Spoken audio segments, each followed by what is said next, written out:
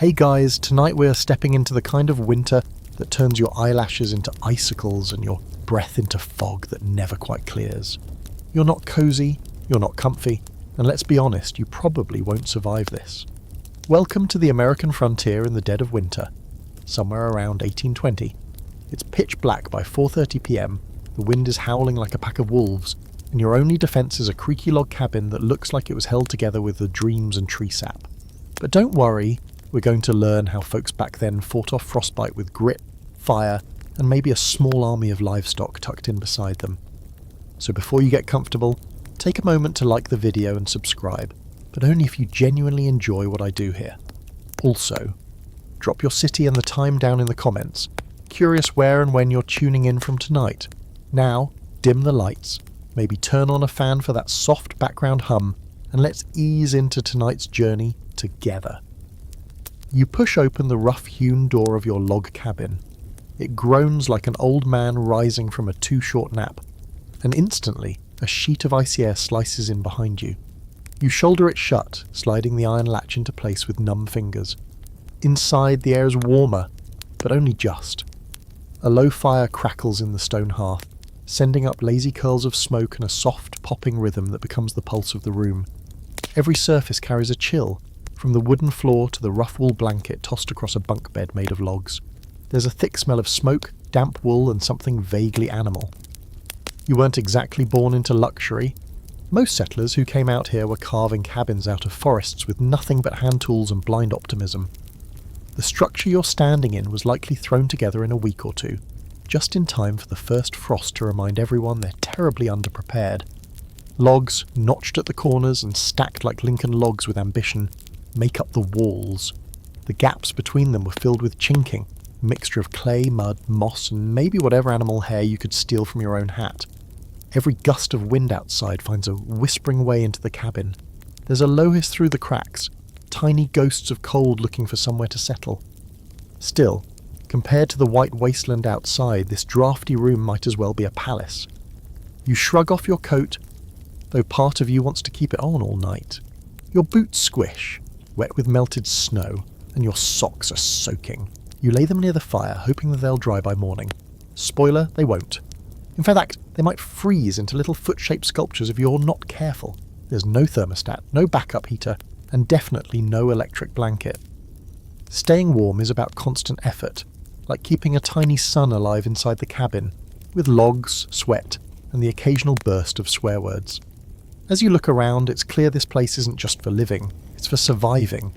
You see stacks of chopped wood in the corner, more precious than gold this time of year.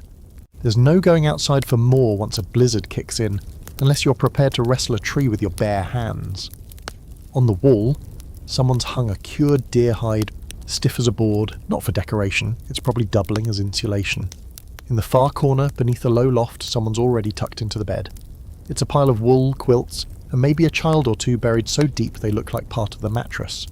That's the night strategy. Share warmth, stay close, and don't you dare let that fire go out. Fire, after all, is your best friend. Not just warmth, it's your stove, your light, your dryer, your everything. And it has to be tended constantly. The trick is to bank the coals before bed, pushing them into a tight pile and covering them with ash, and it smothers the flames but keeps the embers alive, like a slow heartbeat under a thick blanket. If you do it right, you can wake up, poke it with a stick, toss on a few logs, and get the flame roaring again without having to start from scratch. But there's a catch. You can't just close the flue and walk away. Poor airflow means smoke inside.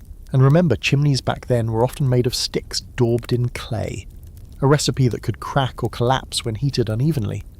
There's a very real chance your chimney gives up on life at 3 a.m. And now you're not only cold, you're choking on smoke. So yeah, winter's a gamble. But the most bizarre thing, some nights the cold is almost silent. There's no wind, no rustling, just that faint creak of frozen trees and the tick-tick of the logs settling in the fire. It feels peaceful until you realise your breath is visible inside the cabin. You wake with frost on your blanket and you think, well, at least the bears are asleep too. Tonight's historical fact, most early American settlers built their first cabins with no windows at all. Glass was rare and expensive. Even window openings were often covered with greased paper or oiled animal hides. So natural light was a fantasy, and every opening was another mouth for the wind to whisper through. A quirky fact: some pioneers slept with their rifles or axes in bed, not just for safety, but because metal tools left by the wall would freeze solid and crack or warp. That's right, your axe was a cuddle buddy. And here's your scholarly debate of the night. Historians still argue how livable these first cabins really were. Some say they were functional marvels of frontier ingenuity. Others think we romanticize them too much, and that they were barely a step up from tents. Based on the frostbite creeping up your toes right now, you're leaning toward the latter. But it's only the first night, and you've just begun to understand how far these people had to go to keep winter from taking over their lives. There's more fire to tend, more tricks to uncover, and a whole lot more cold to battle through. You wake up the next morning, or what you think is morning. It's hard to tell, really. There's no sunlight cutting through the room, just the faint glow of a fire reduced to sleepy coals and the familiar crunch of frost lining the inside of the cabin walls. Your breath puffs out in pale clouds as you sit up, stiff and slightly frozen at the edges. Every surface is cold. Even your pillow feels like it has a thin shell of ice. Your blankets slipped off during the night, which might explain why your toes feel like a pair of root vegetables pulled straight from the snow. You immediately regret not sleeping closer to the fire. Getting out of bed is a crime against nature, but you do it slowly, groaning as your bare feet hit the icy floor. No central heating means the warmth doesn't reach far from the hearth, and the floorboards are essentially refrigerated slabs of wood. You shuffle toward the fireplace and stir the ashes with a stick. A few stubborn embers glow beneath the grey, still warm if you dig just right. You add some kindling, dry twigs stacked nearby, and then a couple small logs. There's a pause like the fire is thinking it over, and then a tentative flame licks upward. You sigh in relief. Fire means life, and this morning you've won the first battle. But let's be honest, if the cabin wasn't built right, you wouldn't even have made it through the night. You step back and take a long look around. The entire concept of warmth starts with the cabin itself. Long before the first snowflake hit the ground, pioneers had to build with winter in mind. Logs were the go-to, obviously, big ones. Thicker logs meant more thermal mass. The larger the log, the longer it held heat, or at least slowed down the cold. But building a log cabin wasn't just stacking trunks like some oversized woodland game of Jenga. Each log had to be notched at the ends perfectly, so that they locked together without massive gaps. If you messed up even a little, you'd have cold air sneaking in for months. You run your hand along one of the walls. The logs are smooth from years of touch and time, but in the seams between them, the real battle happened. The chinking. It's a muddy mix of whatever was nearby: clay, straw, moss, bits of cloth, animal hair if you had it. Some folks even used corn husks or crushed bark. Anything to plug the holes. You'd smear it into the cracks, let it dry, and then hope it stayed put through rain, wind and snow. It rarely did. Winter had a way of prying everything loose. Every week you'd find yourself squatting by the wall with a handful of mud and curses, trying to keep the Arctic air from making itself at home. And the roof? You look up now toward a sagging ceiling of hand-hewn rafters and wooden shingles. In better cabins, they used overlapping planks to keep out rain and snow, but that never made it airtight. Heat rises, and a poorly sealed roof turned your precious fireplace into an inefficient space heater bleeding warmth into the sky. Some families went to the trouble of insulating the roof with animal hides or thick cloth nailed between the rafters. Not for aesthetics, pure survival. Then there's the floor. Not every cabin even had one. Early shelters might have just had packed dirt beneath them, maybe layered with straw or hay. If you were lucky or had time, you'd build a raised plank floor to avoid the damp cold of the earth. But even then, unless you sealed it with pitch or clay, the wind would still wriggle its way up between the boards like a determined ghost. You notice a rolled-up rug near the door. Not decorative, just a slab of woven wool meant to block the worst of the drafts. Doors were infamous cold leakers. Even a well-fitted door sagged in winter, warping from moisture and freezing air. Some settlers used deerskin as flexible seals, stuffing it around the edges each night. Others hung thick quilts or blankets over the entire doorframe, a makeshift curtain to catch the creeping chill. There's a reason why most cabins didn't have many windows, or any at all. Glass was prohibitively expensive, fragile, and almost impossible to replace out on the frontier. The average family couldn't afford to waste space on light if it meant losing heat. If you did cut a window, you would cover it with oiled cloth or stretched animal membrane. It let in a dull, yellowy glow during the day and kept some of the wind out, but it didn't offer much actual insulation. Gutters, heavy ones, were added outside and secured with wooden latches. You'd close them tight as the sun set, sealing your home like a wooden jar. Today's historical fact: a properly built log cabin could actually outperform some early brick homes in cold weather. The thermal mass of thick logs, when sealed right, created a surprisingly efficient barrier against the cold, especially when backed up by clever insulation. Quirky fact time: some settlers intentionally let snow pile up along the outer cabin walls. Why? Because snow, oddly enough, is a decent insulator. Once it packs down and crusts over, it forms a barrier that helps keep interior heat from leaking out. Basically, you build a cabin, and then you let winter help finish the job. And now, for a scholarly grey area, there's some debate among historians about whether frontier cabins were genuinely built for long-term comfort, or just short-term desperation. Some argue these structures were mostly temporary, just to get families through one winter while they built something better. But others point out that many lived in the same tiny cabins for years, improving and patching them bit by bit. Either way, your options were limited. You made do, or you didn't make it. You throw another log onto the fire and watch as the flame eats it slowly, throwing a golden shimmer across the room. It's still cold but not biting. The air smells faintly of charred wood, old wool and yesterday's stew.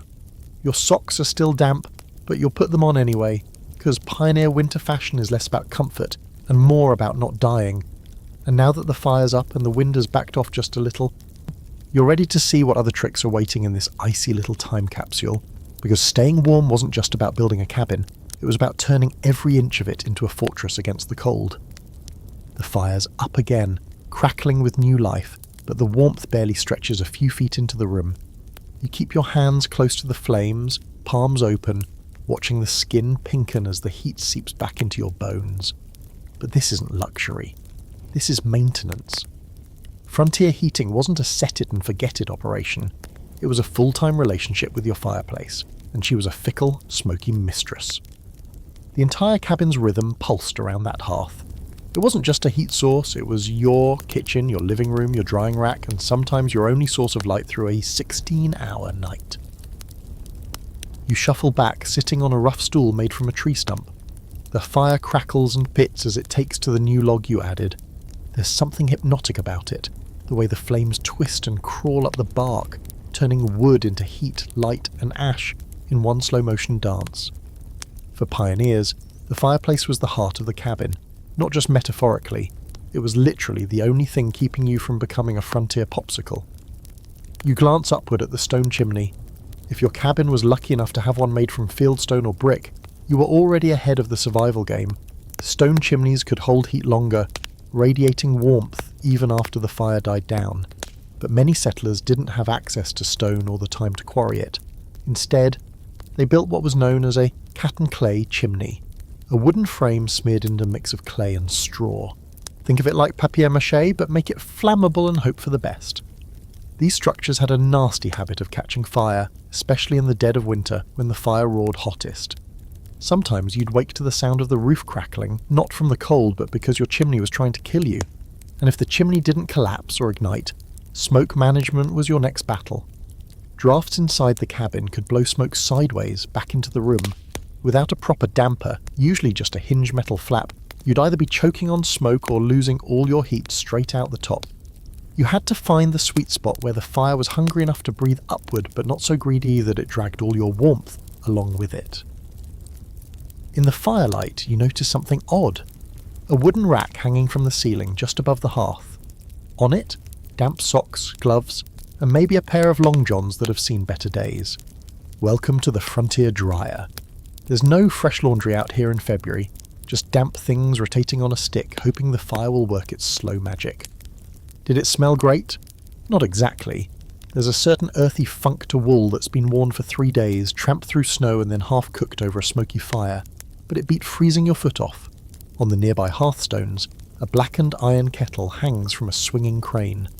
This isn't some cute colonial Pinterest moment. This is life. You've got stew from yesterday in there, still warm enough to eat. That stew's been reheated 4 times, probably has some bark in it, and it might have started its journey as a squirrel, a turnip, or something from a trap you don't want to talk about. Doesn't matter. It's hot. and hot food meant internal warmth. Everything in the cabin revolved around proximity to the fire. You wanted your chair close, your bed closer. On the coldest nights, folks dragged mattresses right up beside the hearth, sometimes so close that clothes or quilts would scorch if they shifted in their sleep. Fire accidents were so common that sleeping with your foot too close to the flame wasn't just risky, it was how you got a very rustic amputation. That's when you notice it, a strange little box sitting by the hearth, made of brass or copper, a bed warmer, inside it's filled with hot coals or stones, then slid between the covers to chase off the chill before anyone climbs in. Of course, if you forget about it or leave it in too long, congratulations. You now have a scorched feather mattress and a smoky room full of regrets. And then there's the firewood.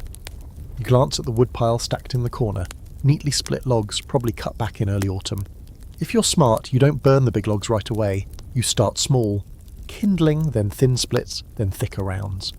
Fire needs to be fed like a grumpy toddler, frequently and on its own terms. And always dry wood. Wet logs, they smoke, they sizzle, and they leave your cabin smelling like a swamp sauna. You had to store wood inside if you could, or under a lean-to roof. Winter wood collection was a year-round obsession. Run out now, and you're chopping in the snow with numb fingers and frozen tools. Today's historical fact, frontier fireplaces often included a metal hook or crane for cooking, as ovens were a luxury most settlers couldn't afford. The crane allowed pots to swing in and out of the flames, managing heat without risking burns. Well, fewer burns anyway. Here's your quirky fact. Some pioneers used half-buried stones around the fire to radiate warmth long after the flames died. You'd heat a large rock all day, then tuck it under your bed or beneath a blanket at night. Sort of like a prehistoric space heater that also smelled vaguely of dirt and singed moss. And now the scholarly debate. There's long been discussion over whether frontier hearths provided adequate heat for the entire cabin. Some argue that the design, especially those massive central fireplaces, was enough to warm most one-room structures, given proper insulation and wood supply. Others claim that heat loss was so severe, especially through the roof and floor, that only those closest to the fire ever felt real warmth. The truth likely lies somewhere in between, depending on cabin size, construction quality, and how desperate people were to pretend they weren't freezing to death. You lean forward, holding your hands to the growing flame again. The fire's steadier now, its light flickering across the stone walls, painting everything in a moving amber glow. You feel the heat reach your fingertips, for now you've won the Cold War. But the fire never stays lit on its own. You'll be back here in a few hours, poking, feeding, banking the coals. You might even sleep in a chair tonight just to keep the flame alive. Because out here, there are two kinds of people in winter. The ones who stoke the fire, and the ones who wake up frozen to their floorboards. You don't want to get up. Not again, but the fire's low, the chill is creeping back, and that's the game. Every hour that passes without feeding the flames is a silent invitation to hypothermia. You toss back the blankets, flinch at the cold that slaps your skin like it's got something to prove, and haul yourself up. The fire's faded to a soft glow, barely more than a few red embers hiding under a layer of ash. You grab the poker and stir gently, revealing their faint pulsing light, the dying heartbeat of your cabin's only source of comfort. And now you're reminded of one of the frontier's great daily dramas, keeping the fire alive overnight. It's not a small thing, it's the thing. A good firekeeper was as valuable as a good hunter or builder, maybe more, because anyone could chop wood, but knowing how to bank the coals, that took skill, experience, and a bit of nerve. The technique sounds simple. You take the hottest part of the fire, push it toward the back of the hearth, then bury it in ash. That layer of ash insulates the embers, keeping them warm but not flaming. With luck, they'll stay smouldering until morning, when all it takes is a breath, some kindling, and a bit of faith to wake the fire up again. It's not foolproof. Too much ash and you smother the coals entirely. Not enough, and the embers burn out before you even think about stirring. And God help you if someone forgets to bank it, or if a gust of wind finds its way through a loose shutter and snuffs it out in the night. Waking up to a dead hearth meant the unpleasant experience of starting over. That meant flint and steel, maybe a tinderbox if you had one, cold hands striking sparks into dry moss or shredded bark, praying that the fragile little glow catches before the cabin turns into a meat locker. You start layering kindling again, slowly coaxing the flame back into existence. This has become a rhythm. Not a chore exactly, more like a ritual. There's something grounding about it. You're keeping the cold at bay, not with machines or buttons, but with ancient knowledge and a pile of splinters. You feel oddly connected to every frozen settler who ever stumbled out of bed at 3 a.m. to save their family from turning into icicles. Of course, if you were really unlucky, you'd get stuck being the first one up each morning. That honour rotated, or didn't, depending on family politics. Someone had to break the ice in the water bucket, stir the fire back to life, and make sure the cabin didn't turn into a tomb.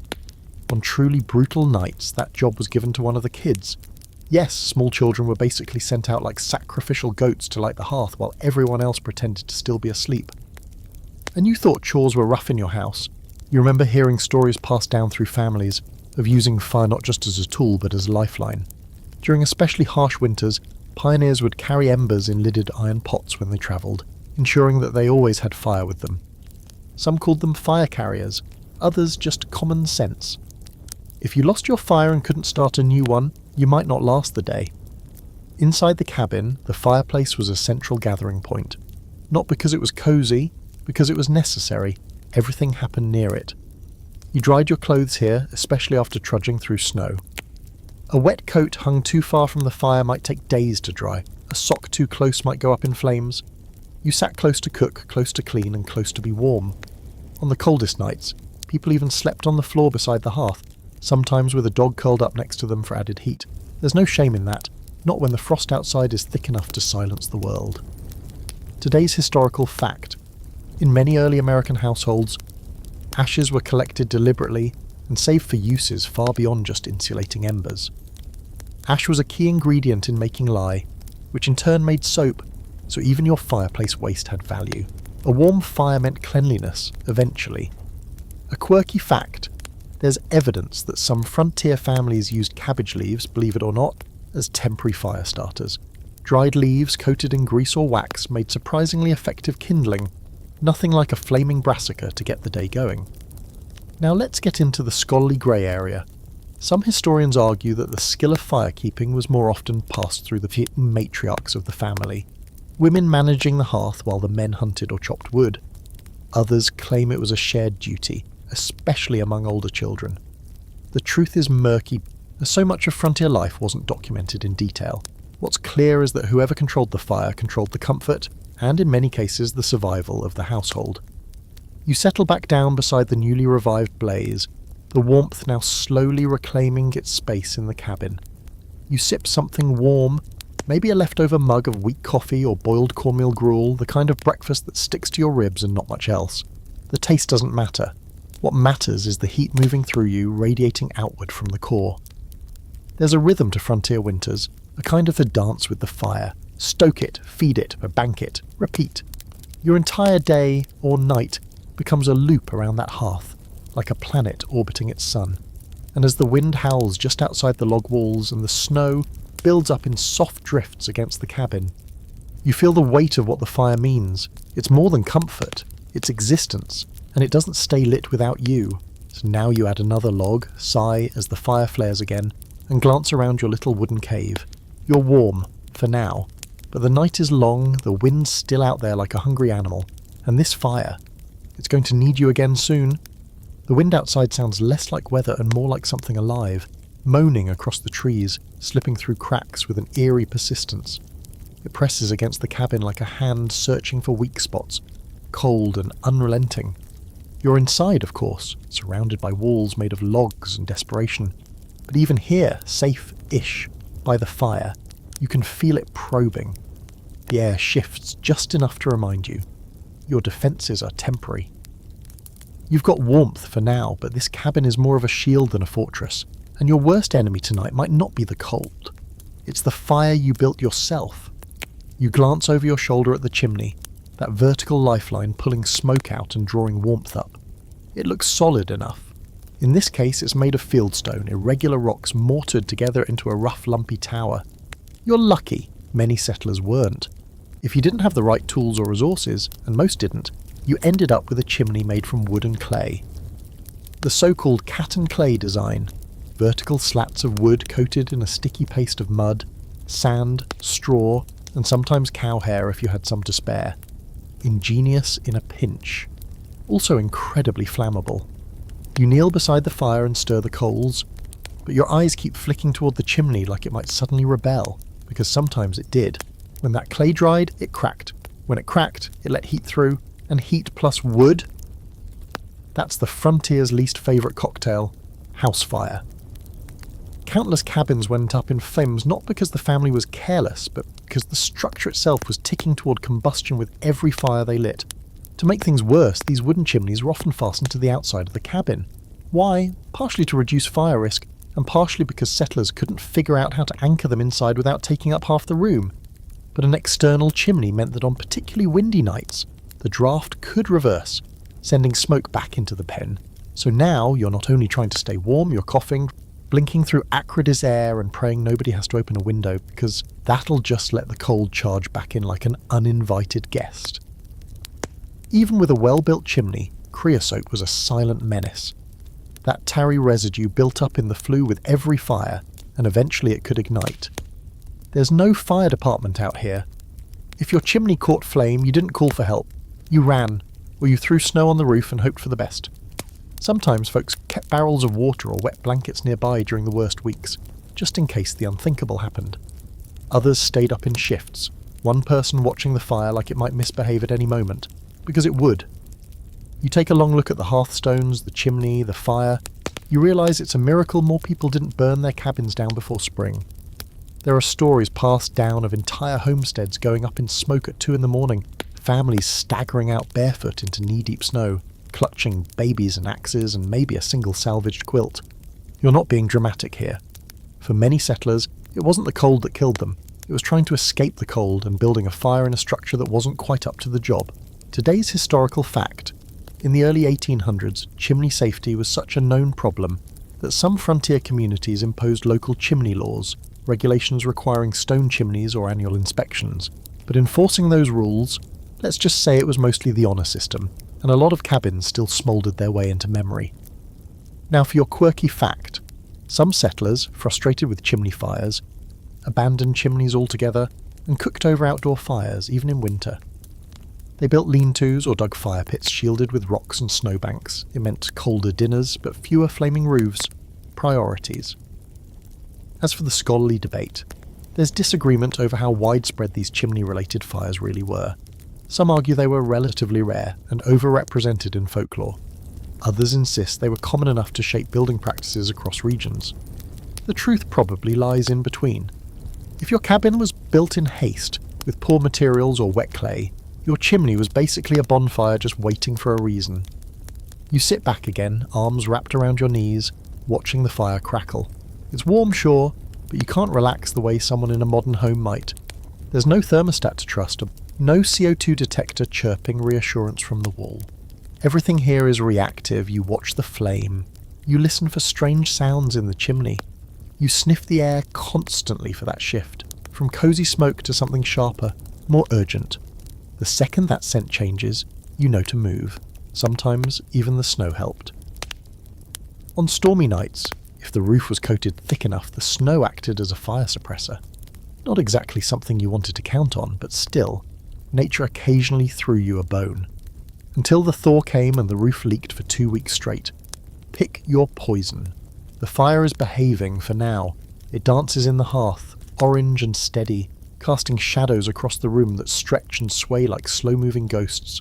You imagine your neighbours a few miles off doing the same, each in their own little wooden box, their own fire, their own nervous glances at a chimney that may or may not hold together through the night. You think about the people who built these cabins. Not just the act of chopping trees and stacking logs, but the sheer force of belief it took. Belief that mud could stop the wind, that a smoky fire was safer than the dark, that when the roof creaked under snow, it was just settling, not preparing to come down. The pioneer cabin wasn't warm exactly, but it was a promise that you could dig in, hunker down, and maybe, just maybe, see the first thaw of spring. You stoke the fire one last time before crawling back under the blankets. The chimney groans quietly, settling with the temperature. The logs shift, the fire hisses, you close your eyes, and sleep comes wrapped in smoke and heat, and just enough fear to keep one ear open. You wake to the low grunt of something shifting nearby, something large and, judging by the way it smells, not especially clean. You crack one eye open and see the broad, sleepy face of a cow about 4 feet from your head. She's chewing slowly, steam puffing from her nostrils in little clouds. Yep, she's inside the cabin. Again, welcome to one of the weirder and surprisingly effective strategies for staying warm on the American frontier. Body heat, specifically animal body heat. When the mercury, or rather, the pinecone on a string, because let's be honest, most people then didn't have thermometers, dropped to dangerous levels, settlers had to get creative, and nothing says frontier luxury quite like bringing the barn indoors. You sit up, rubbing sleep from your eyes, and glance around. The main room of the cabin is packed. There are chickens tucked into corners, huddled and clucking like disgruntled roommates. A goat is snoozing under the table. The family dog is curled by the hearth, belly up, paws twitching.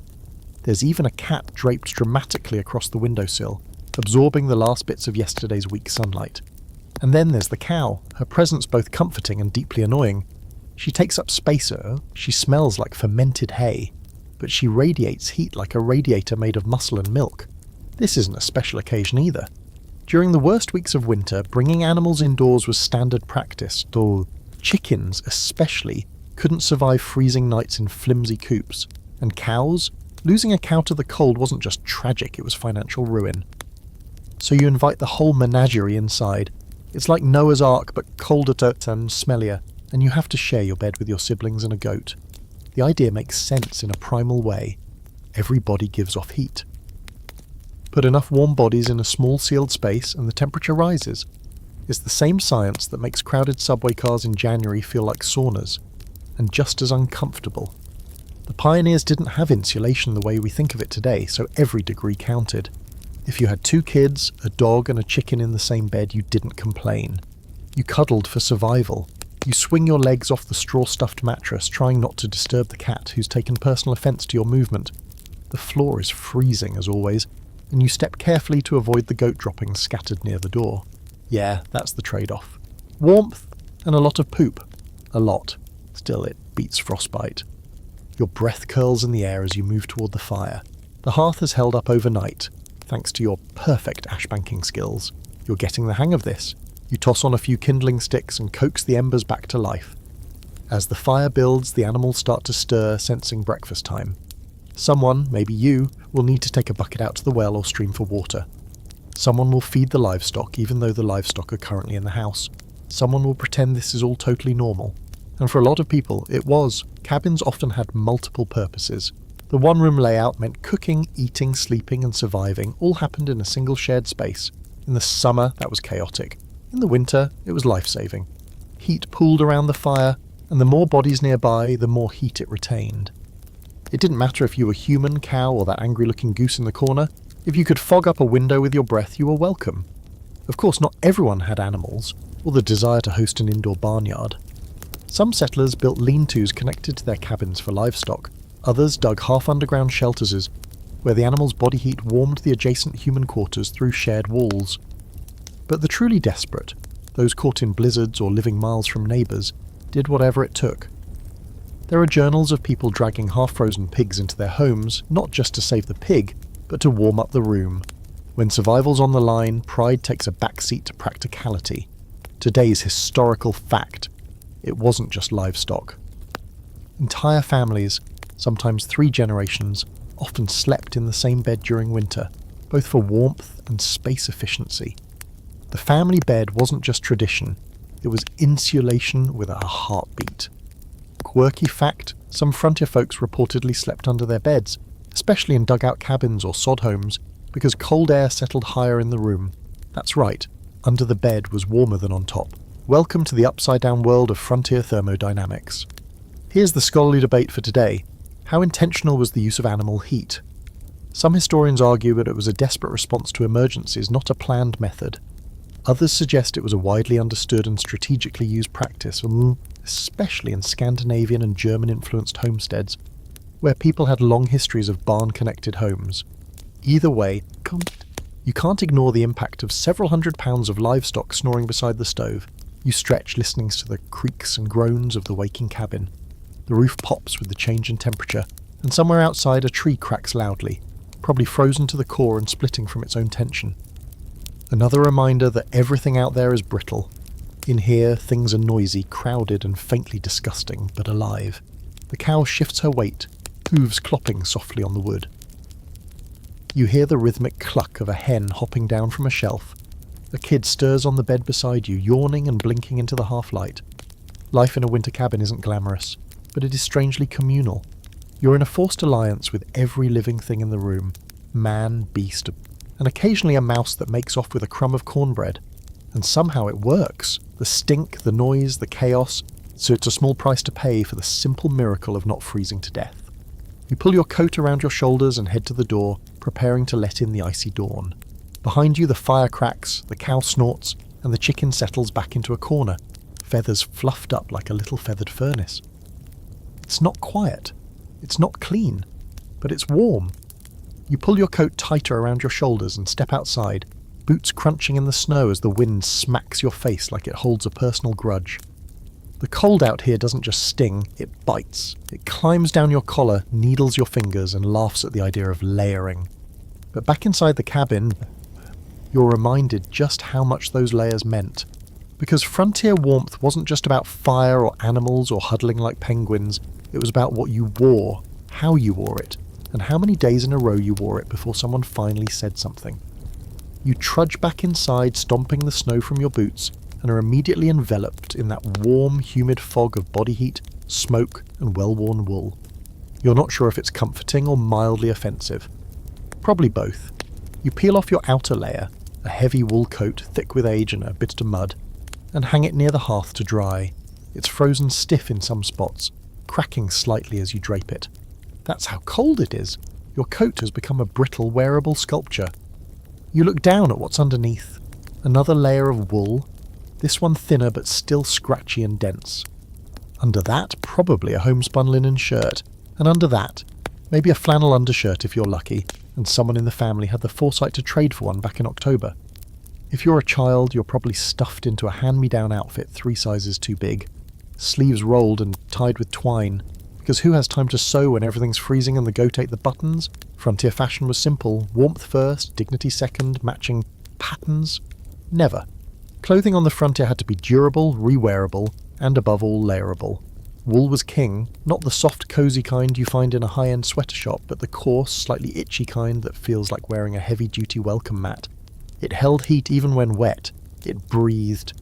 It didn't combust if you stood too close to the fire. Wool was survival, and if you had enough of it, you were already halfway to making it through the winter. But wool wasn't easy to come by. Sure, some families raised sheep, but spinning and weaving wool was time-consuming, and most households didn't have a dedicated loom unless someone in the family was the loom. That meant reusing, patching, and layering old garments again and again. You'd turn last year's trousers into this year's vest. Cut down your mother's old dress to make a skirt for a younger sister. Socks were patched until the patches had patches. There's a very real chance someone in the cabin is currently wearing a pair of mittens made from a retired scarf and an old sock. And honestly, they're warm, and that's all that matters. Footwear, another battlefield. Boots were rarely waterproof and often wore out after a single season of use. You'd stuff them with straw or fabric scraps for insulation. Socks, if you had them, were often mismatched, thick and frequently damp. On especially cold days, people wrapped their feet in burlap or deerskin and hoped for the best. And as for snow protection, unless you had the luxury of fur-lined moccasins, you'd just deal with wet feet and pretend it was character building. Let's talk headwear. Wool caps, fur hats, or just wrapping a shawl around your head, turban. Turban style. Anything to keep the heat from leaking out. Scarves weren't fashion statements. They were vital gear. Frontier mothers didn't knit for cuteness. They knit because ears were falling off and mittens didn't grow on trees. Every article of clothing was made with one goal in mind. Keep the heat in, keep the cold out, and try not to die before breakfast. Today's historical fact. Settlers often reused and repurposed old clothing into quilts, mittens, or winter padding. Quilting bees weren't just social events, they were survival parties. Every new blanket might be the difference between frostbitten toes and a warm night. Quirky fact, and pioneers made vests by stuffing muskrat fur or cattail fluff between layers of linen. It was lumpy, awkward, and highly flammable, but shockingly effective. Homemade insulation, frontier style. Now for the scholarly debate. There's ongoing discussion about how often frontier families actually changed clothes during the winter. Some journals describe weekly laundering rituals using snowmelt and lye soap. Others imply folks wore the same base layer for weeks at a time, especially if they couldn't spare the fuel or energy to wash and dry laundry in freezing temperatures. Most likely it depended on the family's resources, priorities, and personal tolerance for stink. You walk past the fire and run your fingers along a coat hanging on the wall. It's stiff, heavy, and patched so many times it's almost a new creation. Still, it's warm. It does the job. In this cabin, there's no room for fashion statements or seasonal wardrobes. There's just what's warmest. And can I still move my arms while wearing this? You crouch down near the hearth again and hold your hands to the fire. Your mittens are drying nearby, stitched from the remnants of last year's coat, lined with rabbit fur that someone trapped back in October. You can smell the faint, smoky scent of wool that's been too close to too many fires. It's oddly comforting. The truth is, your clothing becomes your heating system. If you step away from the fire, if you venture into the woods to chop more wood or check a snare, your clothes are your only protection. They're the barrier between you and that pale, merciless cold that wraps around the trees and seeps into your bones. And when night falls and the temperature drops even lower, because yes, it can always get worse, you sleep in those same layers, maybe even add more. People used to sleep in full winter outfits, boots and all. Hats stayed on, gloves stayed on. Some folks tied scarves around their faces to keep their noses from freezing in the night air. There were mornings when the only thing that moved was your eyes, blinking from beneath a pile of quilts and fur. But here's the upside. After a few weeks of it, you adapt. Your skin toughens. Your body learns how to ration heat. You start to recognize the small miracles. A warm rock near the fire, a dry pair of socks, or the way your coat still smells faintly of pine smoke and home. And you start to appreciate the layers, not just as clothes, but as armor. Against the cold, against the dark, against the long, relentless winter. So you pull your coat on again, wriggle your fingers into those mittens, and brace yourself to go outside. It's still snowing, of course it is, but you're ready, or at least you're wearing enough wool to pretend you are. The door creaks as you shove it open with a shoulder, and the wind greets you with that same icy slap to the face. It's a rude winter kind of affection, sharp, uninvited, and persistent. Snow has drifted nearly a foot high along the base of the door, and as you step out onto the crusted surface, your boots crunch down into it like stale bread. The sky is that pale, washed-out grey that makes you lose track of time, and every branch in the trees is stiff with frost. But what really matters out here, what you can feel more than see, is the cold pressing in on all sides, which brings you to the unsung hero of the frontier cabin, insulation, or more accurately, the chaotic art of doing your best to fake insulation with whatever you had lying around. You step back inside quickly, stomping your feet to knock off the snow and close the door before the cold has a chance to fully claim the room. Just standing there, you can feel the draft sneak through the cracks around the doorframe, curling like a cold finger around your ankles. And that's the problem. Cabins leaked. Everywhere. Through the walls, through the floor, under the eaves, around the windows, if there were any, and especially around the door. So staying warm wasn't just about making fire. It was about keeping that warmth in. And doing that took, well, anything and everything. You walk the perimeter of the cabin, eyes scanning for light, for wind, for any little whisper of movement that signals a leak. You find one near the floor, just a thin sliver where the log shrunk away from its neighbour. You grab a wad of moss from a basket in the corner, crumble it slightly between your hands, and jam it into the gap. Not perfect, but it'll do. Moss was a favourite chinking material. It was soft, flexible, and didn't shrink much when dried. It also smelled like the forest, which was a small bonus when your house currently also smells like wet wool and chicken. Of course, moss wasn't always available. In some places it was mud. In others, straw, dried grass. Some people used scraps of old clothing, corn husks, newspaper, animal hides. And in one desperate case you've heard of, a family even stuffed their cabin walls with dead leaves and rabbit fur. No joke. The cabin became part log house, part compost pile. You get creative fast when the wind's trying to peel the skin off your face.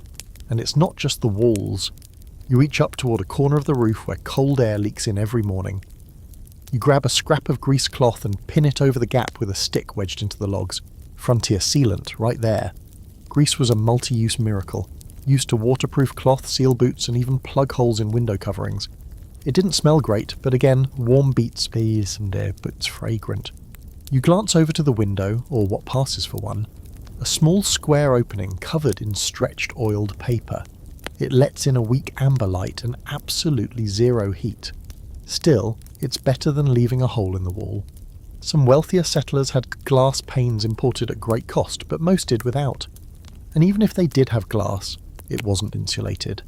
The cold came right through, so you made do. Some covered the windows with thick cloth during the night. Others nailed up wooden shutters from the inside and stuffed rags around the edges. Then there's the floor. Always cold. Always.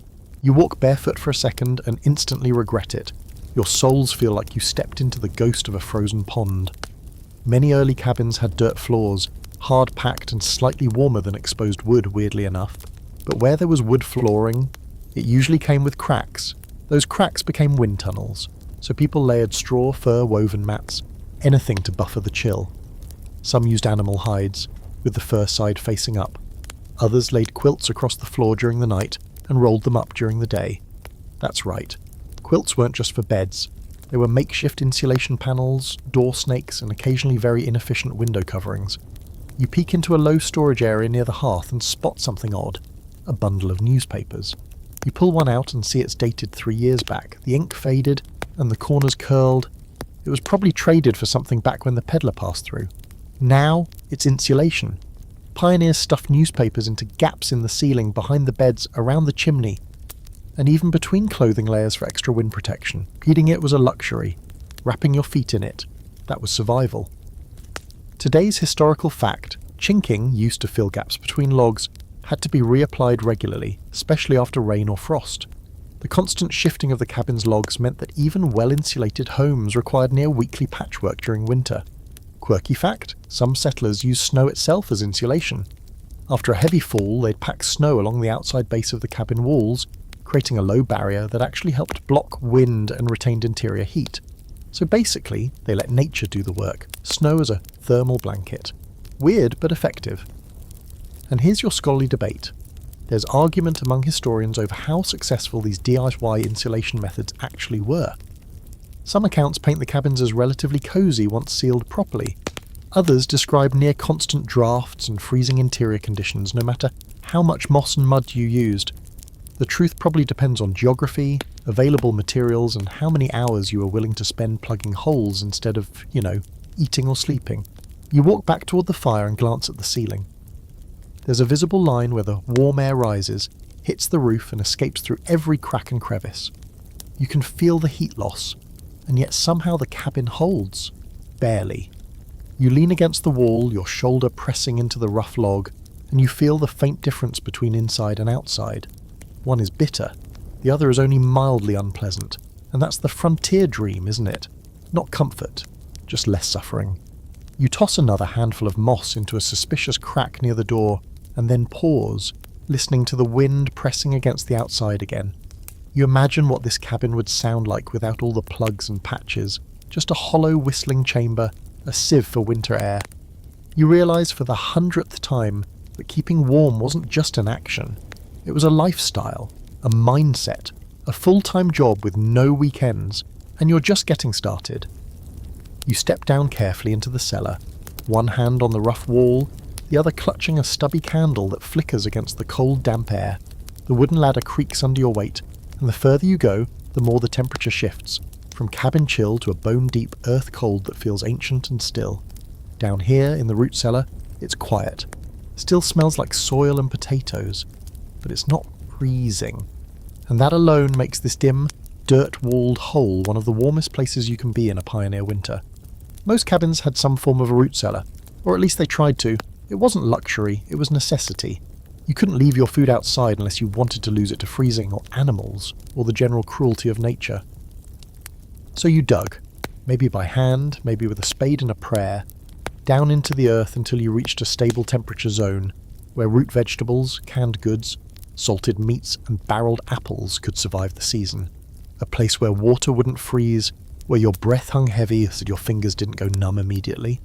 And in a pinch, a place you could survive too.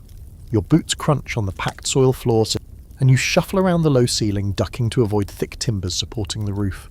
The walls are lined with shelves made from scavenged boards, sagging under jars of preserved peaches, pickles, and what might be some kind of jam. or failed experiment. Crooked barrels sit in the corner, one with salted pork, another with apples that are more bruised than fresh. There's a woven basket half filled with shriveled carrots, and above you ropes hang with onions drying in the gloom like sleeping bats. This isn't just food storage, it's climate control. On the frontier, there weren't thermometers or thermostats. There was the cellar. The temperature down here stays relatively stable, cold enough to keep things from rotting, but not so cold they freeze and explode. Because yes, exploding apples are a real thing. If you've never heard the pop of a frozen jar of preserves giving up the ghost at 3 a.m, consider yourself lucky. The aftermath looks like a jelly grenade went off. You crouch and run your fingers along the wall. It's damp, but not wet. That's a good sign. Too much moisture, and the entire cellar would turn into a mouldy swamp. Not enough, and things would freeze solid. It's a delicate balance, and one most settlers didn't get right the first time. There are stories, some tragic, some just ridiculous, of families digging cellars that flooded in spring or collapsed in winter, or filled with snow during a storm because someone forgot to latch the cellar door. You glance up at the small wooden hatch in the ceiling. It's barely more than a trapdoor, with heavy planks and iron hinges. In bad weather, settlers would pile snow or straw on top of the door to insulate it further. Some even nailed thick blankets over the opening from the inside, not just to keep the cold out, but to keep the warmth in. Because on the coldest nights, when the fire struggled, the wind howled, and the windows iced over from the inside, the root cellar became more than a pantry. It became a refuge. You sit down on an overturned bucket, the candles glow, lighting just a soft circle of space around you. It's shockingly quiet down here, and you imagine what it would feel like to ride out a storm in this hollowed-out burrow beneath the house. And people did. During whiteouts or chimney collapses, or when the roof started leaking in the middle of the night, families would grab blankets, food, and each other, and they'd crawl down into the earth like cold-weather moles. It wasn't fun, it wasn't comfortable, but it was survivable. Today's historical fact. Many early root cellars were dug directly beneath the cabin's main room, often under a trapdoor hidden by a rug or barrel. This allowed for quick access to food, and quick escape when temperatures inside the cabin dropped dangerously low. Quirky fact, some frontier children reportedly pretended the cellar was a secret hideout, decorating corners with scraps of cloth, carvings, or smuggled toys. Because even in survival mode, kids will find a way to make a game out of anything, even hiding in a hole with the pickles. As for the scholarly debate, there's disagreement about just how common it was for families to sleep in root cellars during winter. Some accounts make it sound like a rare, desperate move. Others suggest it was a known if unpleasant fallback, especially for single-room cabins with no loft and limited space. Given how brutal some winters got, it's not hard to imagine a night or two huddled in the dark with your canned beans and last 3 potatoes. You stand up and brush dirt from your coat. The candle's getting low, and the chill is starting to sneak into your fingers. But there's a kind of safety in the silence here. No wind, no rattling shutters, just stillness. You climb the ladder slowly, your boots thumping on the rungs, and lift the hatch with a grunt. Warm air, by comparison, rushes down from the cabin above. Smoke, food, people, life. You step back into it, Tora, blinking as the light from the fire greets you like an old friend. The root cellar might not be a fireplace. It doesn't crackle or glow. But when the outside world is frozen solid, and every breath feels like glass in your lungs, a space that isn't actively trying to kill you is a blessing. You close the trapdoor behind you, careful to latch it tight. And you realise, sometimes warmth isn't about flames. Sometimes it's about finding the quiet places where the cold can't follow. Even if those places are 6 feet underground, next to a barrel of pickled cabbage. You're back upstairs now, shaking the earth chill off your shoulders, and the warmth of the fire feels sharper, more defined, almost indulgent. But it's only temporary. This fire, like all things in the cabin, demands constant feeding, and that means you're already thinking about the woodpile. You glance over at the low stack near the hearth. 6 split logs remain. Not enough. Not for the night ahead. You sigh, pull on your stiff-barred boots, grab the worn axe by the door, and brace yourself for one of the most repetitive, exhausting, and strangely meditative parts of winter life: splitting wood. You step outside again, into air that feels like it belongs on another planet. Thin, brutal, and determined to peel your skin off in layers. The snow crunches under your feet and every breath you take stings your lungs. But this is the job. Chopping wood isn't a task you do when it's convenient. It's what you do so you can live. You make your way to the woodpile. A sad little stack covered with a piece of oilcloth weighed down by 2 flat rocks. It's better than nothing, but the snow still crept in. You peel the cloth back, revealing logs that are half frozen, rough and crusted with frost. You reach for one, plant it on the stump and bring the axe down with a satisfying thunk. The split wood falls apart like puzzle pieces breaking in slow motion, steam curling off the exposed core. This isn't just busy work, it's survival prep. You'll need wood for the fire, of course, but also for cooking, boiling water, heating rocks to warm the bed, maybe even making a quick patch on the wall where something fell loose last week. The fire is greedy, it eats constantly, and if you run out of wood in the night, you either wake someone up to go out and chop more in the dark, or you start burning whatever else you can spare, sticks, broken furniture, parts of this porch, and yes, that's all a real thing people did. You keep chopping, getting into the rhythm, raise, drop and split, stack. It's the frontier version of a gym workout, minus the spandex and protein shakes. Each log thuds onto the growing pile like a drumbeat, and the motion starts to warm you more than the coat ever did. There's something primal about this, turning cold, dead wood into heat, into light, into protection. Once the pile reaches what you feel is an acceptable size, and your shoulders start begging for mercy, you load your arms with as many pieces as you can carry. They scrape against your jacket, digging into your collarbone, but you don't stop. Back inside, the door groans on its hinges as you kick it open and stagger in. A walking log stack at West's boots. The family sees the wood and reacts with quiet relief. It's an unspoken language in here. Everyone understands what a fresh pile of wood means. One more night where the fire can roar instead of flicker. One more night where toes stay warm and socks dry, and maybe, just maybe, you don't wake up with frost in your hair. You dump the logs by the hearth and begin arranging them by size, kindling to one side, larger logs to the other. Fire building is a science now. You know how long each type burns, how it smells, how much smoke it gives off. Hardwoods like oak and hickory are gold. They burn hot and slow. Softer woods like pine are good for quick heat, but they fade and pop like popcorn and leave sticky resin in the chimney. You learn all this by doing it wrong. Once. After that, mistakes get remembered. Then you reach for one of your favourite winter tools, an iron bed warmer, already warming by the fire. It's just a flat metal pan with a long handle and a hinged lid, but it's magic when used right.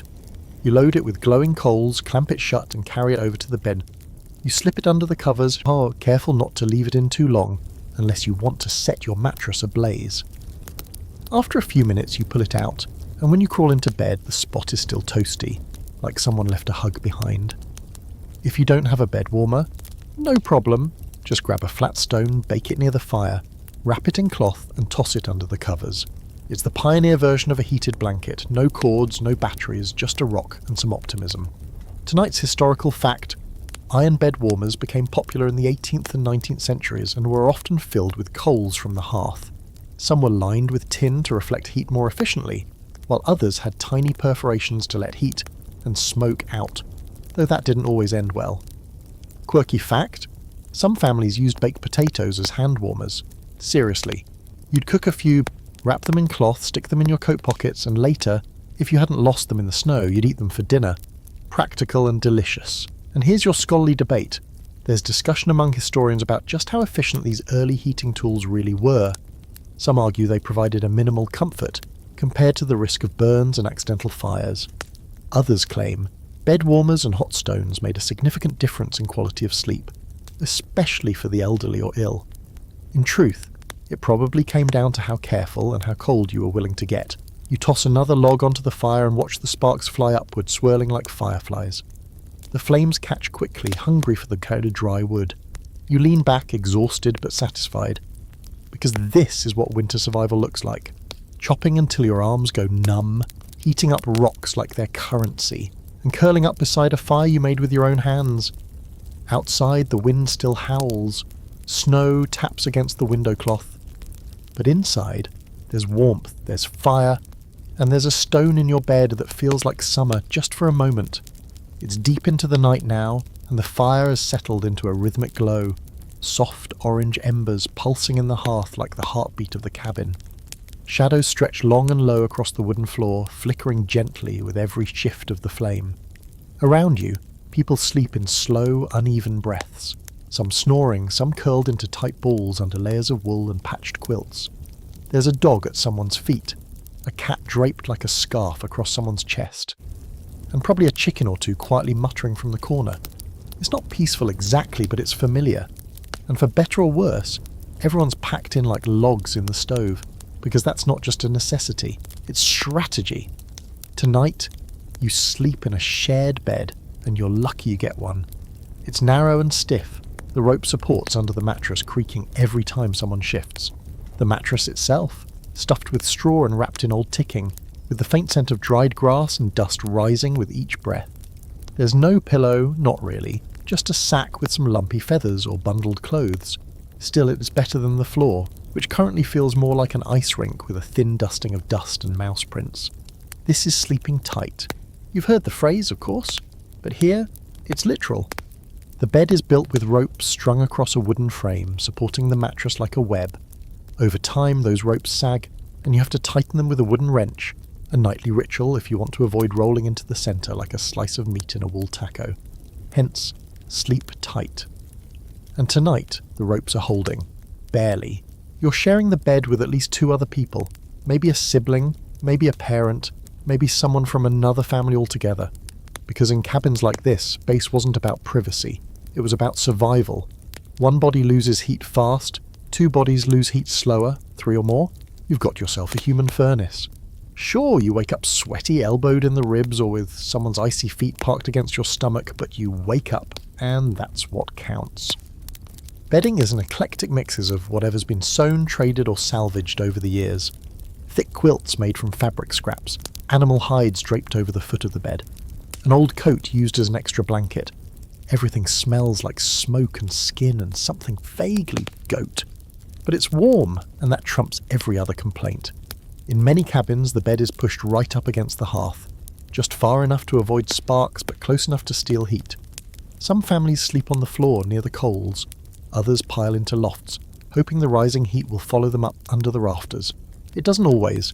In the morning, those lofts are often colder than the cellar, and you have to scrape frost off the inside of the roof with your sleeve. You shift under the covers, trying not to wake anyone, and you listen. The fire hisses as a log shifts.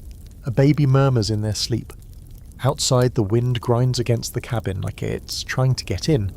And then, of course, there's the chorus of snores. One long, nasal one from the far end of the room. 2 shorter, high-pitched ones nearby. A quiet whistler from the corner loft. It's like a symphony of slow suffocation. And somehow you're used to it. This is the reality of winter sleep on the frontier. You don't drift off to silence. You fall asleep to the sound of 20 things trying not to freeze. It's your sister shifting beside you, the kettle clicking as it cools, the pop of the fire, the snuffle of the dog and your own breath, moving slow and shallow through cold air. Today's historical fact. Most early American cabins only had one bed, even for large families. Parents, children, and sometimes hired hands or visiting travellers would all share the same sleeping space, especially in winter. Privacy wasn't just rare, it was irrelevant. Quirky fact? Some pioneers sewed multiple pairs of mittens together into bed mitts, so that family members sleeping side by side could keep their hands warm and hold on to each other through the night. Functional and, well, weirdly adorable. And here's your scholarly debate. Did frontier families resent the lack of personal space, or did the culture of the time normalise it so thoroughly that it simply didn't matter? Diaries suggest both. Some settlers wrote longingly about the privacy they'd left behind in cities. Others described the closeness of family sleep as a comfort in dark months. Historians continue to debate whether the practice was an emotional necessity or a tolerated hardship. As you lie there, half asleep, you start to appreciate the strange intimacy of this space. You can feel the rise and fall of the person beside you. You can hear the gentle wheeze of someone wrapped in a buffalo robe near the stove. There's a rhythm to it, this collective sleeping. It's a kind of trust you don't find much anymore. No secrets here, no walls, just the shared knowledge that it's freezing outside and everyone is doing their best to keep each other warm, intentionally or not. Eventually you stop noticing the discomforts. The pokey mattress, the elbow in your ribs, the rough blanket tickling your chin. Instead, you focus on the warmth building between you and the others, a bubble of heat in the freezing dark. It's not luxury. It's not even comfortable, but it's warmth. And in this cabin, in this world, that means more than anything. So you close your eyes, tuck your hands under your arms, and let the flicker of the fire lull you towards sleep. Not just alone, not in a bed designed for one, but crammed together with everyone else, breathing each other's air and daring the night to try and take it from you. Morning sneaks in slowly, with no golden sunbeam or chirping birds, just a dull grey seep of light through the oiled window cloth and the distant crunch of frost contracting on the roof beams. The fire is down to coals again, huddled in the belly of the hearth like something ashamed of itself. You lie there under the weight of a half-dozen blankets and one very warm dog, trying to summon the courage to move. Every part of you not tucked in is numb. Nose, toes, fingers, each one making its own case to stay buried forever. But your stomach grumbles, the dog shifts off your legs with a huff, and eventually you slide out into the morning cold like someone reluctantly leaving the womb. First order of business, revive the fire. Second, breakfast. And third, possibly more important than the other two, get some heat going before the cabin turns back into a frozen meat locker. You shake your siblings awake, grunt something unintelligible, and shuffle toward the hearth. The coals haven't completely died, which means you did something right last night. Or maybe you just got lucky. Either way, you feed them kindling, whisper sweet nothings, and coax the flames back to life until the fire begins to spit and crack again. You nod at the flickering warmth like an old friend and turn to the next task, cooking. Because out here, cooking wasn't just about feeding people, it was another tool for staying warm. When your fireplace doubled as stove, you cooked big and slow meals that kept the fire roaring and the house heated. Bonus points if the food was thick and hard to burn, because you couldn't afford to hover over a stew pot every second of the day. You hang the kettle over the fire, an old iron beast, blackened from years of use, and pour in water melted from yesterday's snow haul. Soon it'll boil. You drop in some cornmeal and salt, stir with a long wooden spoon, and let it turn into a lumpy filling mush. Frontier breakfast. Maybe there's a bit of molasses left for flavour, or dried apple slices if someone remembered to set them aside before winter hoarded everything. But even plain, the heat rising off the pot makes it feel like a banquet. As the smell of hot food starts to fill the room, earthy, comforting, and unmistakably gritty, people begin to emerge from their blanket forts like hibernating creatures. Someone stirs the ashes, someone else takes the night bucket outside with a grumble and frozen boots. Chores resume, quiet and methodical, but in the background that pot continues to bubble, and with it the cabin warms. Cooking in winter meant strategy. You didn't just throw food together, you used it to heat the space. Baked beans in a Dutch oven would sit in the coals for hours, radiating warmth and cell. Loaves of bread would bake in iron kettles buried in embers, with coals on top of the lid for even cooking. Everything was multi-use. The pot baked your bread, the bread warmed your hands, and later, the warm pot was wrapped in a cloth and tucked at the foot of someone's bed like a makeshift heater. You glance over at the shelf beside the hearth. There's a small pan there, what's left of a last night's cornbread hardening by the hour. You break off a piece and chew slowly. It's dry but warm, and that's good enough. The real treat is the stew. You lift the heavy lid from the pot beside the fire, and a cloud of savoury steam drifts upward. Inside is what might be rabbit, turnip, onion, and maybe some beans. Impossible to tell now, but it smells like safety. You add a bit of snow to thin it out and let it reheat. By lunchtime it'll be the best thing you've eaten in days, and this is how the cabin lives. Heat from cooking becomes heat for living. The stove or fireplace isn't just a place to make meals, it's a heat generator, a hot plate, and a family gathering spot. In bigger cabins with a proper wood-burning cook stove, you'd sometimes leave the oven door open on purpose just to heat the room faster. Yes, it wasted fuel. No, you didn't care. Warm air in a room full of fogging breath is worth a bit of extravagance. Today's historical fact. Many frontier families planned meals based on how long the fire would need to burn. Dishes like baked beans or slow stews weren't just comforting, they gave a reason to keep a big fire going, making both the food and the space warmer. Quirky fact, some settlers baked rocks right into their bread pans, not as a bizarre topping, but because the rocks held heat. After the bread came out, those rocks were carefully transferred into boots, under bedding, or even stuffed into pockets as portable heaters. Now for the scholarly debate. Was cooking a major contributor to cabin warmth, or was it too localised to make a real difference? Some historians argue that without good insulation, any heat from cooking was quickly lost through drafts and log gaps. Others suggest the cumulative heat, fire plus hot feuilleton food, plus steam plus warm dishes, made a significant difference in daily comfort. Judging by the steam fogging up your oiled window right now, it's easy to believe it helped. You ladle out the first bowls of cornmeal mush, pass them around. A few sleepy thank yous drift through the room. Someone mumbles something about adding syrup. Someone else is trying to scrape the crust off the bottom of the kettle without burning their hands. It's a strange kind of peace, this early morning scramble around a shared meal.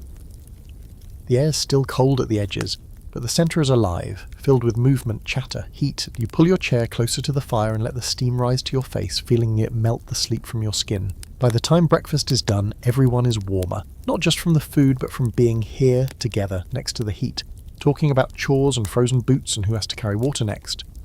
The fire is fed, the bellies are fed, and for a little while the cold stays outside, because in a pioneer winter sometimes cooking is less about the food and more about what the heat does while it simmers. Later in the day, you find yourself crouched near the far wall of the cabin, squinting at the only window in the place, or what passes for one. It's not glass, of course. No one around here has glass.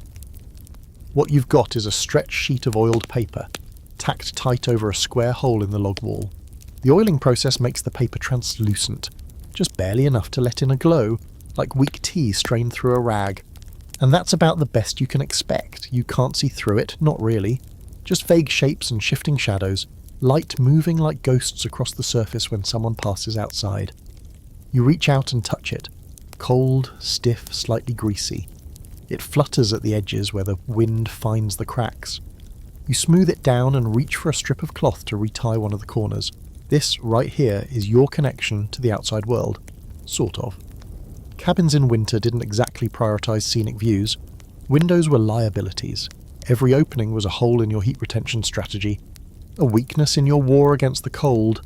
If you were rich or extremely lucky, you might have had a pane or two of real glass, shipped in at great cost, protected like treasure, and installed with trembling hands and an extra layer of chinking.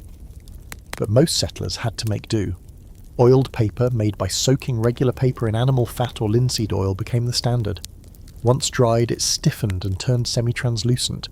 It was weather-resistant, wind-blocking, and just transparent enough to let in a hint of daylight. It was also fragile as sin. One hard poke from a broom handle or the family cat, and there went your only light source. You wrap the repaired edge with another strip of cloth and step back. The little window gives off just enough light to brighten the room in that soft, yellowy way.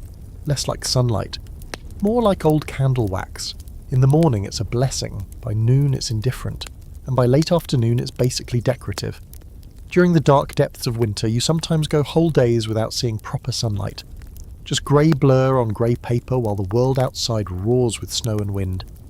You can understand how people lost track of time. You feel it too. Of course at night you have to cover the window completely. Some folks tack up a square of thick wool or a wooden shutter to block out the cold that slips in through the corners. It's not just wind you're worried about, it's heat escaping. Warm air from the fire makes a beeline for anything thin and permeable. That includes the door, the chimney, and definitely this little greasy paper rectangle you're calling a window. You walk to the door and check the shutter latch. It's still tight. That's another thing. Many cabins didn't have interior shutters, so they nailed wooden panels to the outside. That meant if a storm hit in the night, you either left the shutter open and risked losing all your heat, or you bundled up, staggered outside into the snowdrift, and latched the shutter from the front like a frozen acrobat. Some families got smart and added sliding shutters inside the cabin, sealing the window like a tomb before bed. Ugly? Yes. Effective? Absolutely. You sit by the window for a bit, just watching the dim light fade. It's kind of beautiful in its own way, the way it softens every hard surface in the room, the way it makes the smoke in the air glow just slightly. You see why people grew poetic about winter, even while it tried to kill them. There's a certain peace to the stillness, or maybe it's just the hypothermia talking. Today's historical fact. By the mid-1800s, some frontier families used mica, a naturally transparent mineral, as a substitute for glass. It could be cut thin and installed in small panes, offering slightly better visibility than oiled paper, though still nowhere near modern clarity. Quirky fact, some settlers frosted their paper windows on purpose with wax or lard to diffuse the light better. turning them into makeshift softboxes. Bonus, the smell kept some bugs away. Downside, raccoons occasionally ate the windows. And here's your scholarly debate. How much did the lack of real windows affect mental health on the frontier? Some researchers argue that the long winters and limited sunlight contributed to what we'd now call seasonal affective disorder, cabin fever, or just plain depression. Others point out that the daily grind of survival left little time for brooding.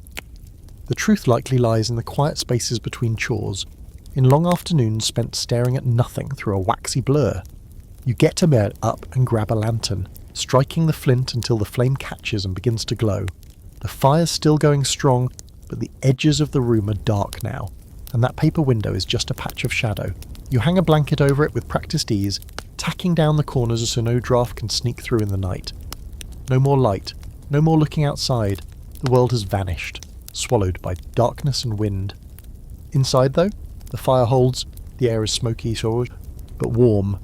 Someone is humming in the corner, maybe patching a sock or darning a glove. A pan hangs on the hearth, ready for dinner. You sit back down, pull the blanket closer around your shoulders, and let the cabin shrink around you. It's not a palace. It's barely a house. But right now it's enough. 4 log walls, a roof that doesn't leak too much, a smoky fire, and a square of paper where daylight once lived. Because in winter, windows don't exist to show you the world. They exist to remind you that there is one. Somewhere out there. Past the snow, past the dark. And someday, when the thaw finally comes, you'll see it clearly again. But not tonight. You're on your knees now, elbow deep in a corner, where the wind loves to gather like an uninvited dinner guest. The cold seeps in so subtly you almost miss it at first. A finger of air sliding across your ankles, brushing past your neck like it knows you personally. It always starts this way, slow and sneaky, then the full weight of it settles in, and suddenly the whole room feels a few degrees meaner.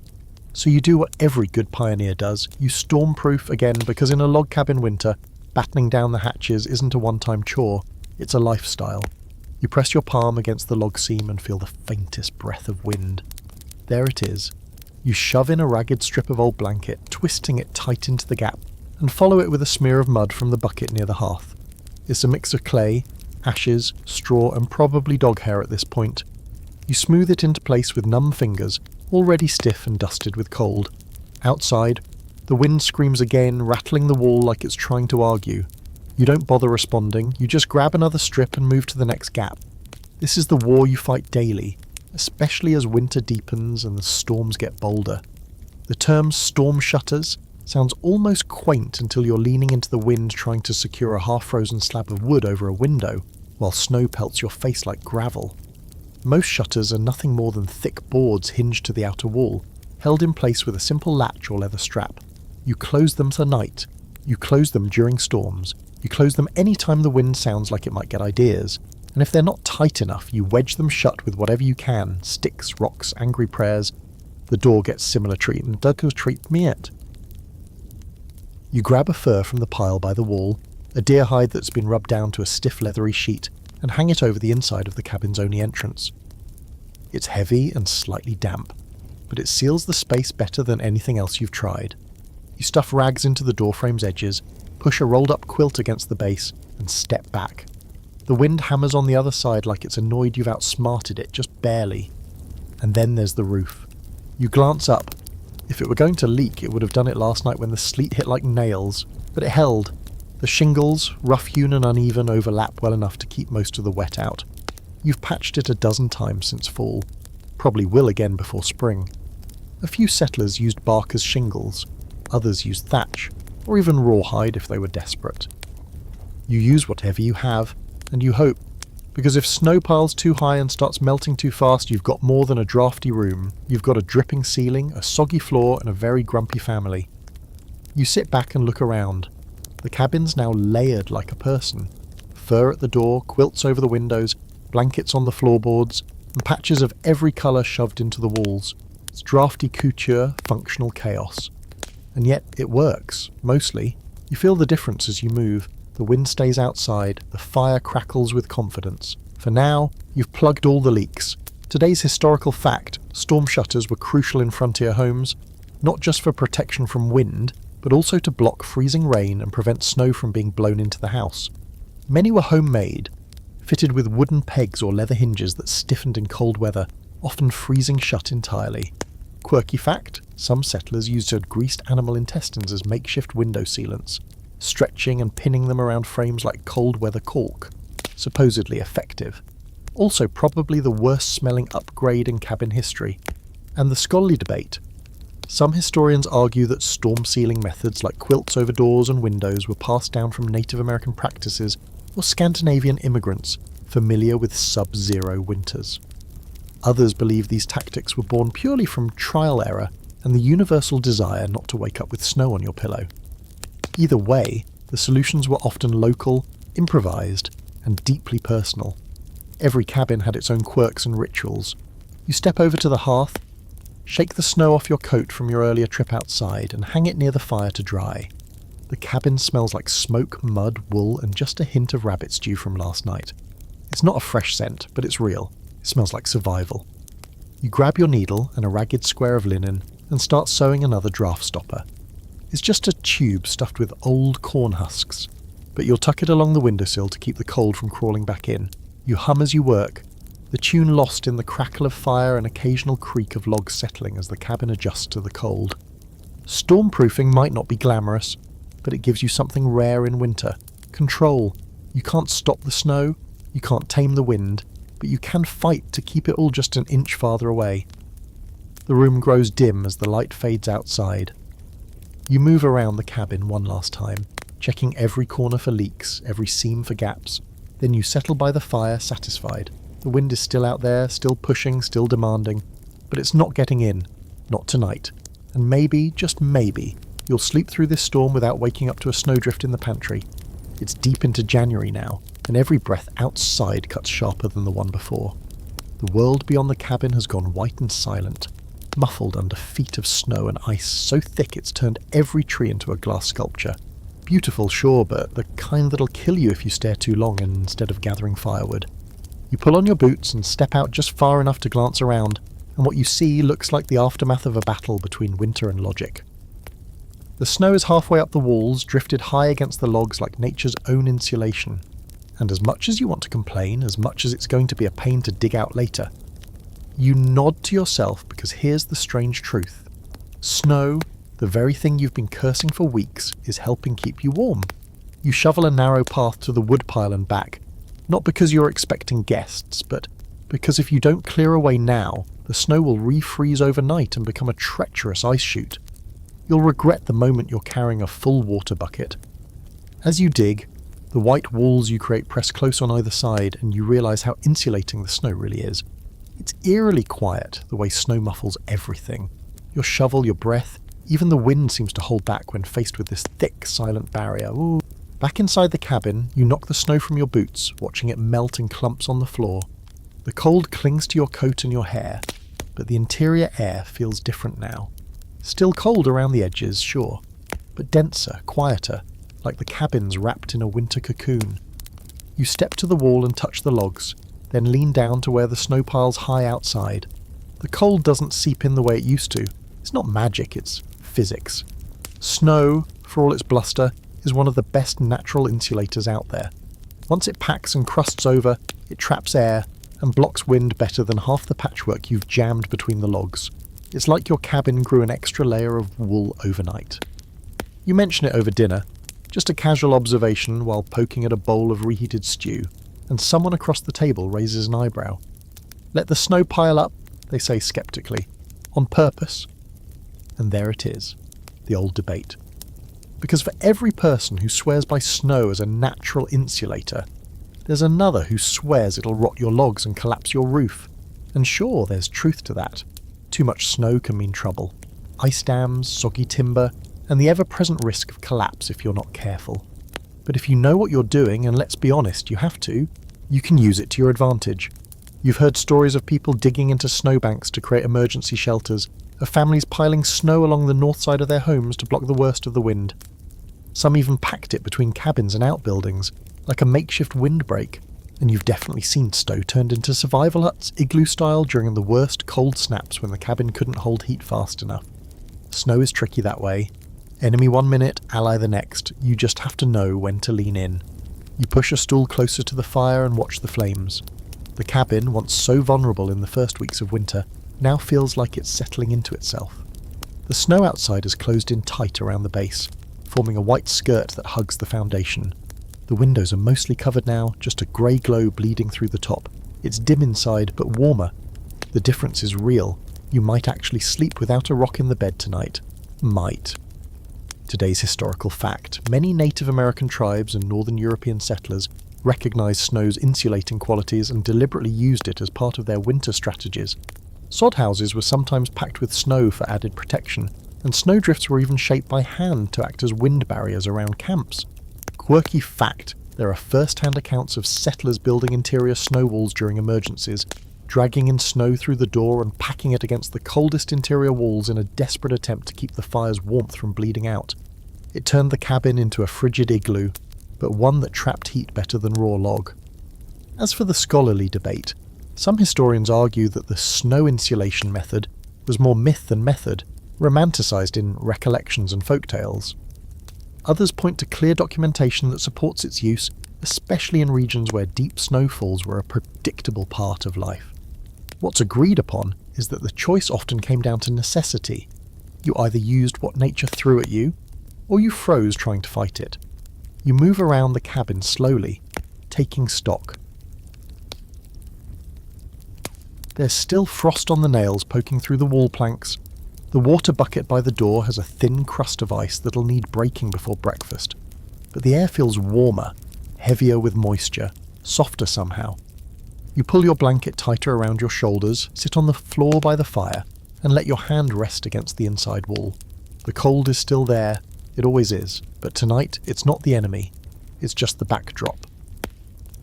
Outside, the wind dies down. You hear the faint plop of snow sliding off the eaves. Somewhere in the woods, a branch snaps under the weight of ice. But here in the cabin it's quiet. Still, the storm has wrapped your home in a blanket of its own making. Not comfortable, not safe forever, but warm enough for now, and that's winter wisdom no one tells you when you're dreaming about the frontier. Sometimes the thing you fear most becomes the thing that saves you. The days are shorter now, the kind that seem to collapse in on themselves. Morning feels like dusk, and by the time you've finished the first round of chores, it's already leaning into night. You wake in dimness, work in dimness, and eat by firelight, all while the sky stays a stubborn slate grey overhead. It's the kind of cold that seeps into your thoughts, not just your bones. And on days like this, when the wind keeps its distance and the snow falls slow and lazy, the craving for warmth isn't just physical, it's psychological. So tonight, like many nights before it, you reach for the only kind of heat that warms from the inside out. Something to drink. Now, if this were the 21st century, you'd be nursing a giant mug of cocoa topped with marshmallows you didn't make yourself. But this is the frontier, and your options are different. You shuffle toward the hearth, where the big black kettle is still hanging from the iron crane. You grab a tin mug and ladle in a bit of whatever's hot. Today that's a weak tea brewed from dried herbs and apple peel. Maybe there's a splash of molasses, maybe not. It depends on whether someone got into the store jar when they weren't supposed to. But the important part? It's hot. You take a sip, wincing slightly at the bitterness, and let the warmth crawl down your throat and settle in your belly like a polite guest. It's not the best thing you've ever tasted, but you feel better already. There's a reason hot drinks are part of every winter story ever told, because for one brief moment, they trick your body into thinking everything's okay. Now, not every settler stuck to tea and cider. Let's not pretend they were saints. Alcohol was a regular companion during cold nights. Whiskey, rum, brandy, and a local favourite. Applejack, the result of leaving cider out in the cold and letting the water freeze so the alcohol could be scooped off and concentrated. Technically called freeze distillation, practically called Tuesday. Mulled cider was common too, especially around the holidays, spiced with cinnamon, cloves, and whatever else hadn't run out by midwinter. It wasn't just a treat, it was an event. The kind of thing you gathered around, passed between calloused hands, and quietly thanked the world for, even if it was the colour of shoe leather. You lean back in your chair, still nursing your drink, and remember that old joke someone told around the fire once. You don't drink to get warm, you get warm so you can then drink. Not exactly true, but also not wrong. The big myth that alcohol actually warms you is one that gets a lot of people into trouble. Yes, it feels like warmth. Blood rushes to your skin, you flush, you tingle, but internally, Your body's losing heat. You're sending warmth away from your core where you need it most. Settlers figured this out the hard way. Too many folks stepped out into a storm with a belly full of liquid courage and never came back. So the trick was moderation. A nip to take the edge off, not a mug to erase the weather. The real work of staying warm came from fire, food, movement, and a lot of stubbornness.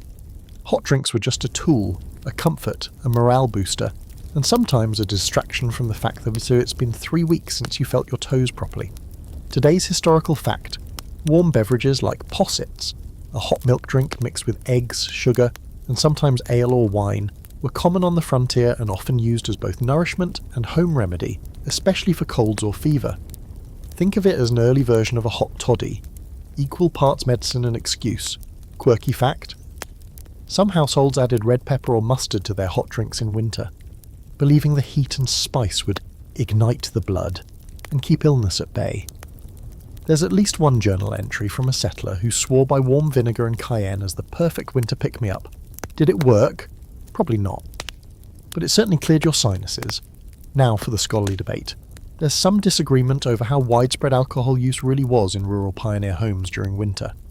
Popular culture often paints settlers as either hard-drinking frontiersmen or teetotaling Puritans, but the reality was messier. Diaries and trade records show a range of behaviour.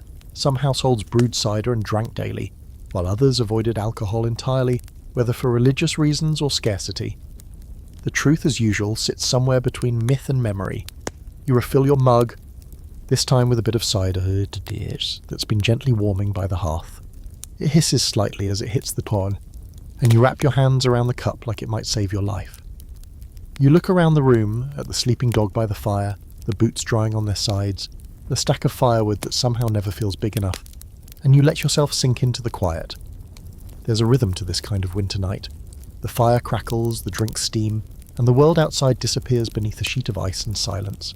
You sip slowly, letting the warmth spread from your stomach to your chest, not fast but steady, reliable, and for a moment the cold doesn't feel so cruel. The wind is still out there, still rattling the shutters, but in here, you've got a mug, a fire, and just enough heat to believe you'll make it to morning. Because in the end, the hot drink isn't just about the heat, it's about the ritual, the pause, the reminder that even in a world of frostbitten fingers and frozen buckets, you can still sit down, take a sip and feel, if only for a little while, almost human again. It always starts as a faint plink, barely audible, easy to miss if you're not paying attention. But you are. You've learned to listen to everything in the cabin, the pop of firewood, the whisper of wind through chinking, the sigh of someone shifting under a quilt, and then there it is again. Plink, water hitting the floor. You rush to the corner and find the culprit. The bucket of wash water you left out overnight now has a thick ring of ice around its rim, and the melting centre is dripping down the side. The inside of your home has just turned on you. Again. This is the season of frozen everything. Frozen food, frozen boots, frozen tools, frozen livestock if you're not careful. But the most maddening thing? Water. The very thing you need to cook with, clean with, drink and heat now has a rebellious streak. It freezes in cups. It freezes in the pitcher. It freezes while you're holding it. And if you think you can avoid it by keeping your water inside near the fire, you're wrong. Because the second the flames dip low, the cold seeps back in like it never left. You're constantly fighting frost, not just outside, but inside your own walls. You pry the ice loose from the top of the bucket and toss it outside with a grunt. It lands in the snow with a muffled thud, joining an ever-growing pile of ice casualties that now includes a shattered clay jug and the remains of last week's emergency sauerkraut crock. Lesson learned: never underestimate the destructive power of frozen cabbage. Of course, this is why midnight chores exist. Frontier homes didn't come with the luxury of set it and forget it. You didn't just light a fire and wake up to warm floors and smiling children. No, staying warm and alive meant getting up at least once, or 3 times, during the night. You check the fire, you add wood, you stir the coals, you check that no animals have somehow let themselves inside or frozen to death outside.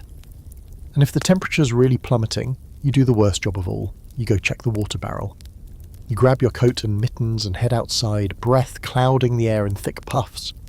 The water barrel is under the lean-to, wrapped in old quilts and surrounded by straw, but it doesn't matter. The surface is a thick glassy sheet. You knock on it with your knuckles, solid. So you grab the iron poker and chip your way through, trying not to lose a toe in the process. Eventually you break through to the slushy, barely liquid centre and fill your pail. Your hands are raw, your nose is dripping, and your whole face feels like it might snap off if you wrinkle it too hard. Back inside, you pour the water into a pot and hang it over the fire. Steam curls up slowly, a sign that the ice is surrendering, and for a moment you feel triumphant. But that's short-lived, because now you've remembered something else. The kettle by the fire cracked last winter, after freezing with water still inside. One cold night, one careless moment, and the iron split clean down the side. You had to barter half a sack of potatoes just to get another one from a travelling tinker 2 months later. You don't make that mistake twice. That's the thing about winter in a log cabin. The details will kill you. You don't freeze to death because of a single mistake. You freeze because you forget to set the kettle off the hearth before the fire goes out. Because you don't rewrap the water barrel. Because you fall asleep before the fire's properly banked. It's the small things repeated daily that keep the ice from creeping in. Today's historical fact. Many settlers insulated their water barrels with straw wood shavings and even horse manure to prevent freezing. In extreme cases, barrels were kept in the cellar or buried underground, with access holes dug out daily, just so you could maybe have a little water that wasn't solid. Quirky fact? Some families developed a habit of sleeping with their tin cups and water ladles under the covers, yes, with them in bed, to keep them from freezing and sticking to their lips in the morning. Imagine waking up and having to pry your drinking cup off your mouth. Not ideal. And here's your scholarly debate. Some argue that the constant threat of freezing indoors contributed more to the design of later frontier homes than anything else, prompting the shift to central hearths, better chimney designs, and even the introduction of early insulation techniques. Others suggest those improvements were driven more by urban influence and industrial materials than by homestead necessity. Either way, frozen wash basins likely made a pretty compelling argument for change. You sit back down by the fire, holding your hands close to the rising steam from the pot. Your fingers are stiff, your back hurts from bending over the barrel, and you're trying not to think about how many more weeks of this lie ahead. But the water's warming now, the ice is gone, and you've bought yourself a few more hours before something else decides to freeze solid. There's a certain pride in managing it, even if no one sees it but you. You're not just surviving winter, you're outmanoeuvring it day by the frozen day. You've learned where the drafts creep in, where the snow piles help, how much wood gets you through the night. You've memorised the sound of freezing when the floorboards tighten, when the window cloths stiffen, when the dog curls up twice as tight. You've learned to listen, to act, and to wake up at 2 a.m. just to save your bucket from becoming an ice sculpture. Outside, the stars are sharp and blue and distant. Inside, your cabin smells like smoke and wet wool and thawing stew. The fire cracks, the water steams, and for now, the ice is melting. And that's all you need. You hear them before you see them. Small footsteps crunching across the frozen floorboards, a clatter as firewood tumbles near the hearth, and a loud, exaggerated sigh that sounds suspiciously like someone trying to get credit for a chore they didn't technically finish. You turned around just in time to catch a child dragging a log nearly half their size across the room, face flushed with effort and a bit of theatrical suffering. It's a daily scene in the cabin, and as much as you pretend to grumble about it, the truth is clear. In a frontier winter, children weren't just along for the ride, they were critical members of the crew. You take the log from their hands before they drop it on the dog again, and offer a nod that says, "Not bad, kid." Another child appears behind them, this one carrying a bundle of kindling like a prize.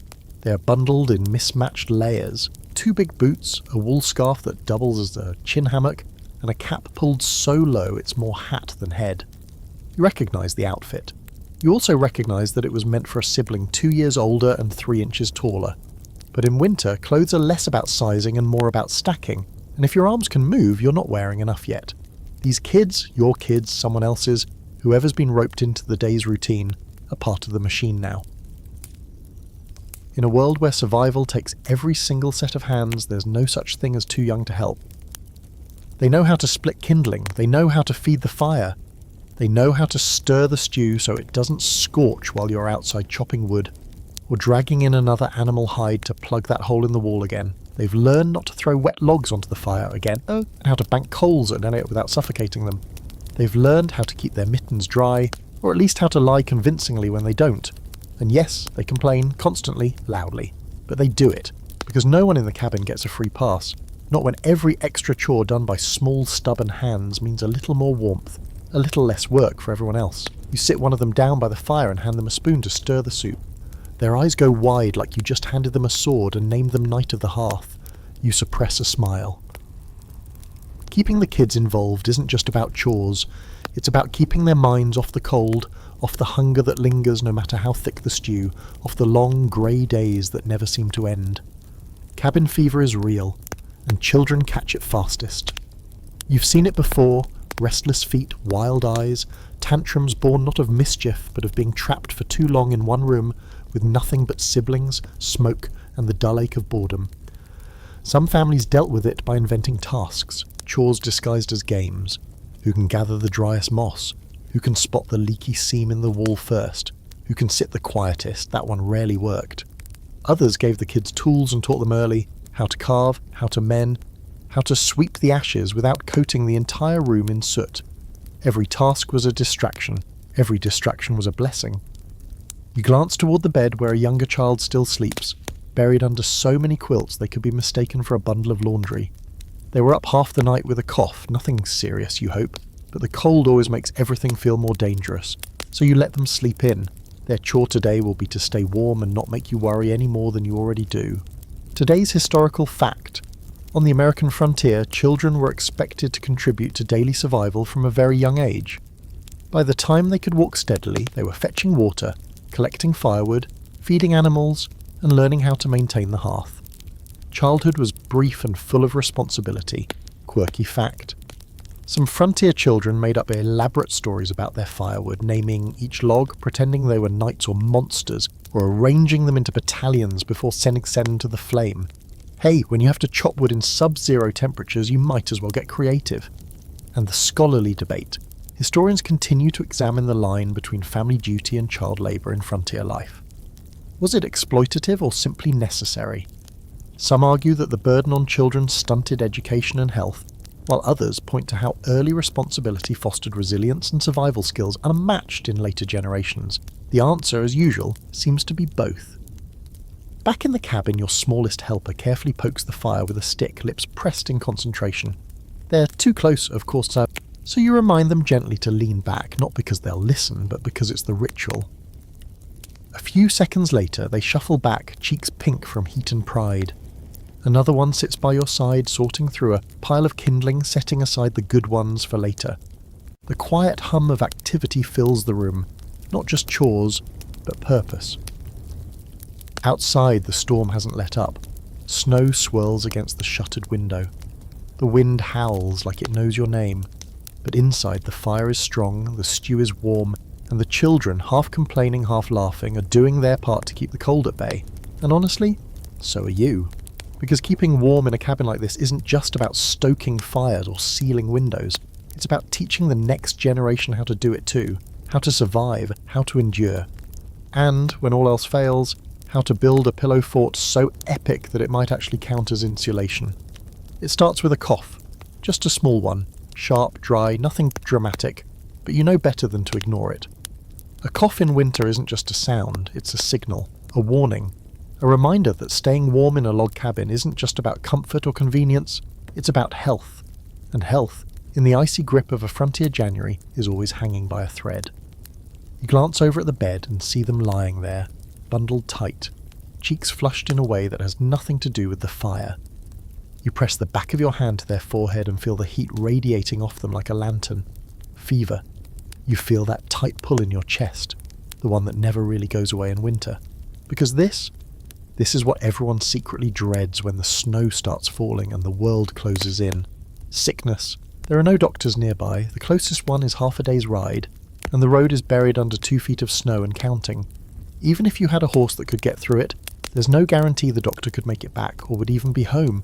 Out here, you are the doctor whether you like it or not. You stoke the fire higher and rummage through the crate near the hearth. Inside, dried herbs bundled tightly and labelled in a careful scrawl. Yarrow, peppermint, slippery elm. You don't really know which ones work and which ones are just hopeful weeds, but you've learned a few tricks. Boil water, add a handful of mint, let the steam loosen the chest, wrap a brick in a towel, heat it by the fire, and tuck it at their feet. It's not medicine, but it's what you have. Someone else brings a cloth dipped in cold snow water. You wipe the sweat from their brow, whisper something meant to sound reassuring, and glance nervously at the window, as if the storm might have changed its mind and started cooperating. It hasn't. Of course not. The sky outside is still white and heavy, pressing down onto the world like a loaded quilt. No help is coming, but you're not helpless. Because even if you can't call a doctor, you do know how to warm a bed. You do know how to keep the fire strong, how to boil broth and lift spirits, how to mix honey with vinegar and hope it calms the cough. You've learnt that warmth, real warmth, isn't just about surviving the cold. It's the thing that fights sickness when nothing else can. You wrap another quilt around them, tucking it under their chin. The firelight flickers across their face, turning the fever sweat into a shine. You remember the old trick: stack extra blankets, but make sure they're layered loosely to trap more heat. You take a flat stone from the hearth, one you placed there hours ago just in case, and wrap it in cloth before sliding it under the covers by their feet. Then you wait, and listen. Winter illness was the frontier's worst gamble. A simple cold could turn into pneumonia. A fever could linger for days. If someone took a turn, there was little to be done but keep them warm, fed, and prayed over. And hope that the body could do what herbs and blankets could not. Today's historical fact: before germ theory was widely accepted, many settlers believed cold weather itself caused illness, leading them to avoid bathing, opening windows, or even changing clothes too often during winter months. Ironically, these habits often worsened cabin hygiene and made sickness more likely to spread. Quirky fact: in some cabins, settlers believed in placing onions in the corners of a sick room, thinking they would absorb illness from the air. Others hung garlic, burned herbs, or sprinkled vinegar on the floor to cleanse the space. Science? No. Scented anxiety? Definitely. And the scholarly debate. There's ongoing discussion about how much medical knowledge pioneers really had access to. Some argue that home remedies and folk medicine were surprisingly effective, passed down through generations and adapted from Native American practices. Others claim the lack of formal training led to dangerous, even deadly treatments, especially for women, children, and the elderly. The truth, like most things on the frontier, likely depended on where you were, who you knew, and what you were willing to try when the fever wouldn't break. You glance around the cabin. Everyone is quieter now, the usual chatter replaced with subdued movements and glances toward the bed. One person mends socks in silence. Another stirs a pot of broth slowly, as though the spoon might break the air. Even the dog seems to sense the shift, curled up in the corner, ears perked toward the sick room. The fire roars, throwing heat as far as it can reach. You close the shutters tighter, add more wood to the pile near the hearth, and sit down next to the bed with your hand still on their brow. The fever's still there. But so are you.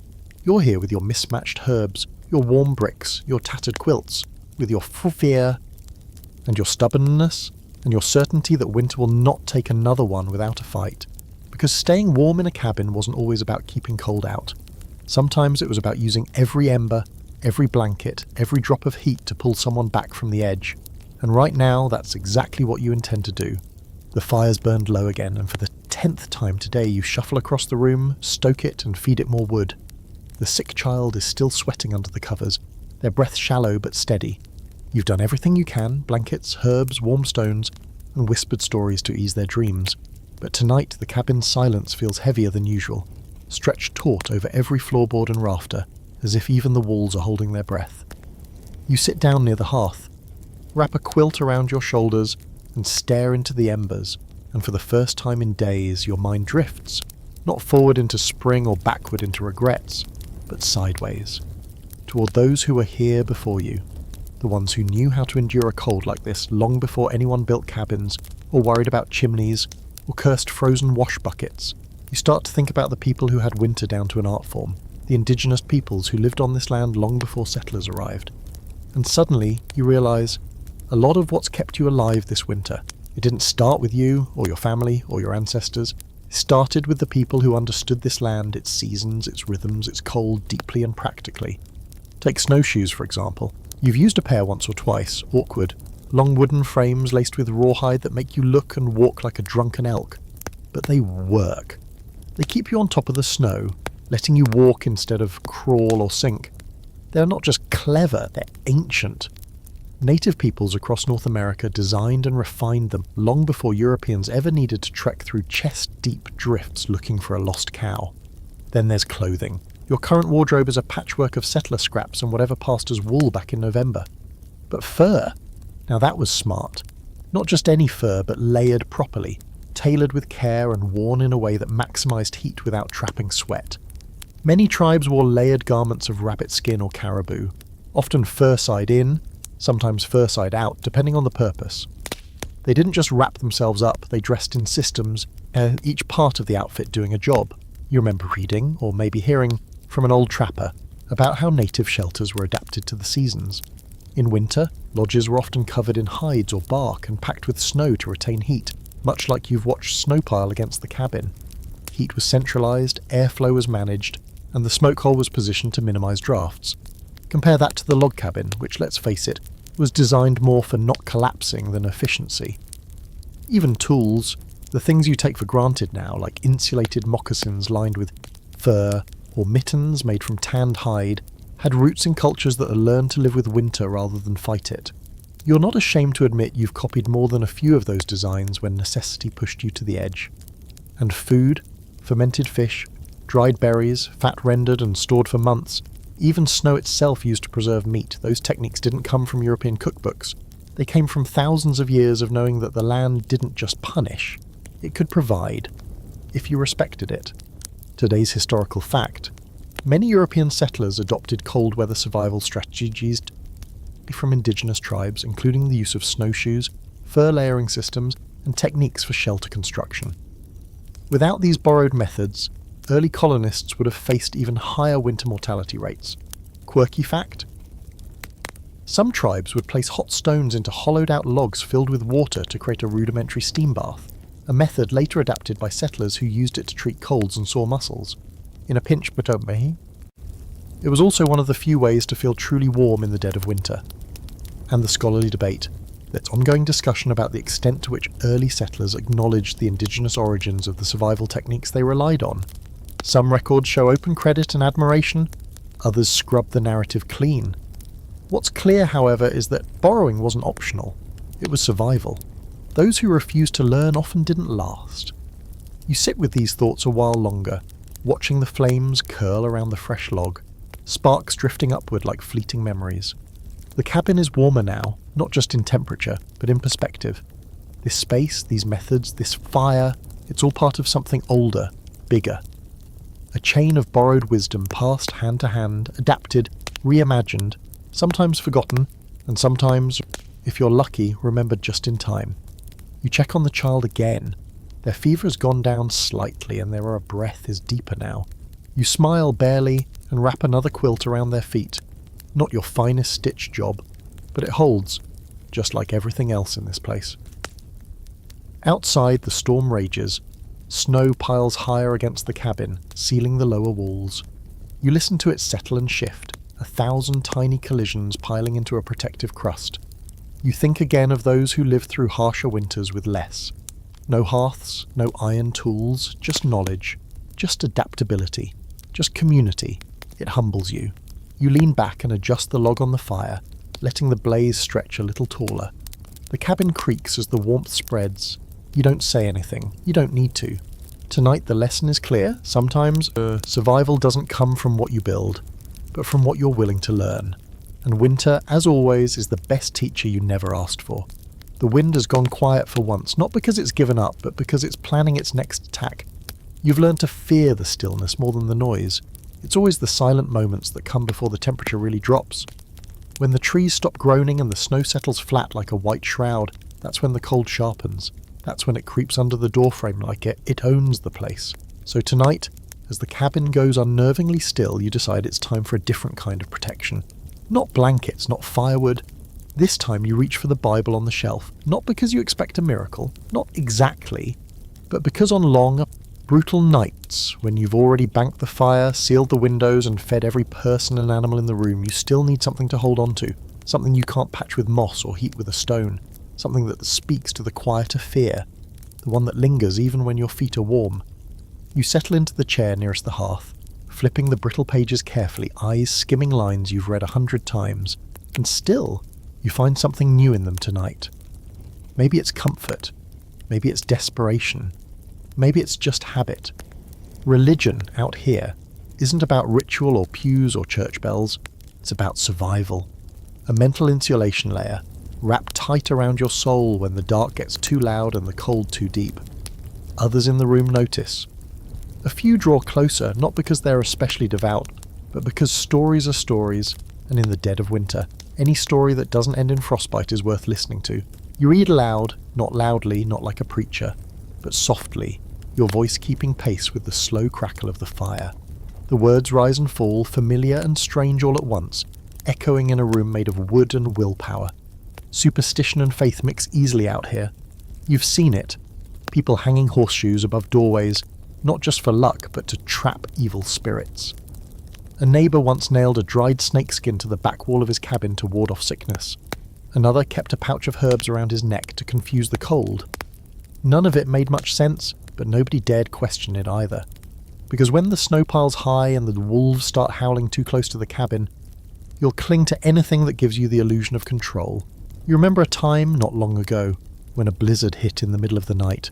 The wind shook the door so violently you thought it might tear it clean off the hinges. One of the children started to cry, and your first instinct wasn't to check the latch or stoke the fire. It was to grab that old Bible and start reading. Not because you thought it would stop the storm, but because it anchored something. And that was enough. It wasn't just Christianity either. Folks brought all kinds of beliefs into the winter. German settlers whispered over their cooking pots to keep spirits away from the hearth. Scandinavian immigrants carved runes into the beams of their barns. Some carried St. Bridget's crosses in their pockets.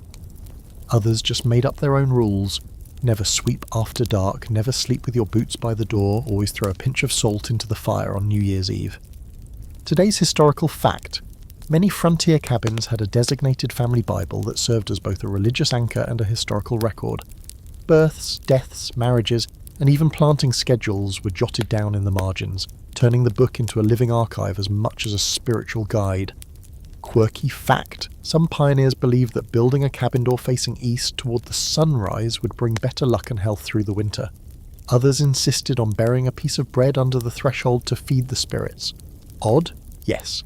But when the frost was thick enough to silence a river, even bread magic had its appeal. And the scholarly debate.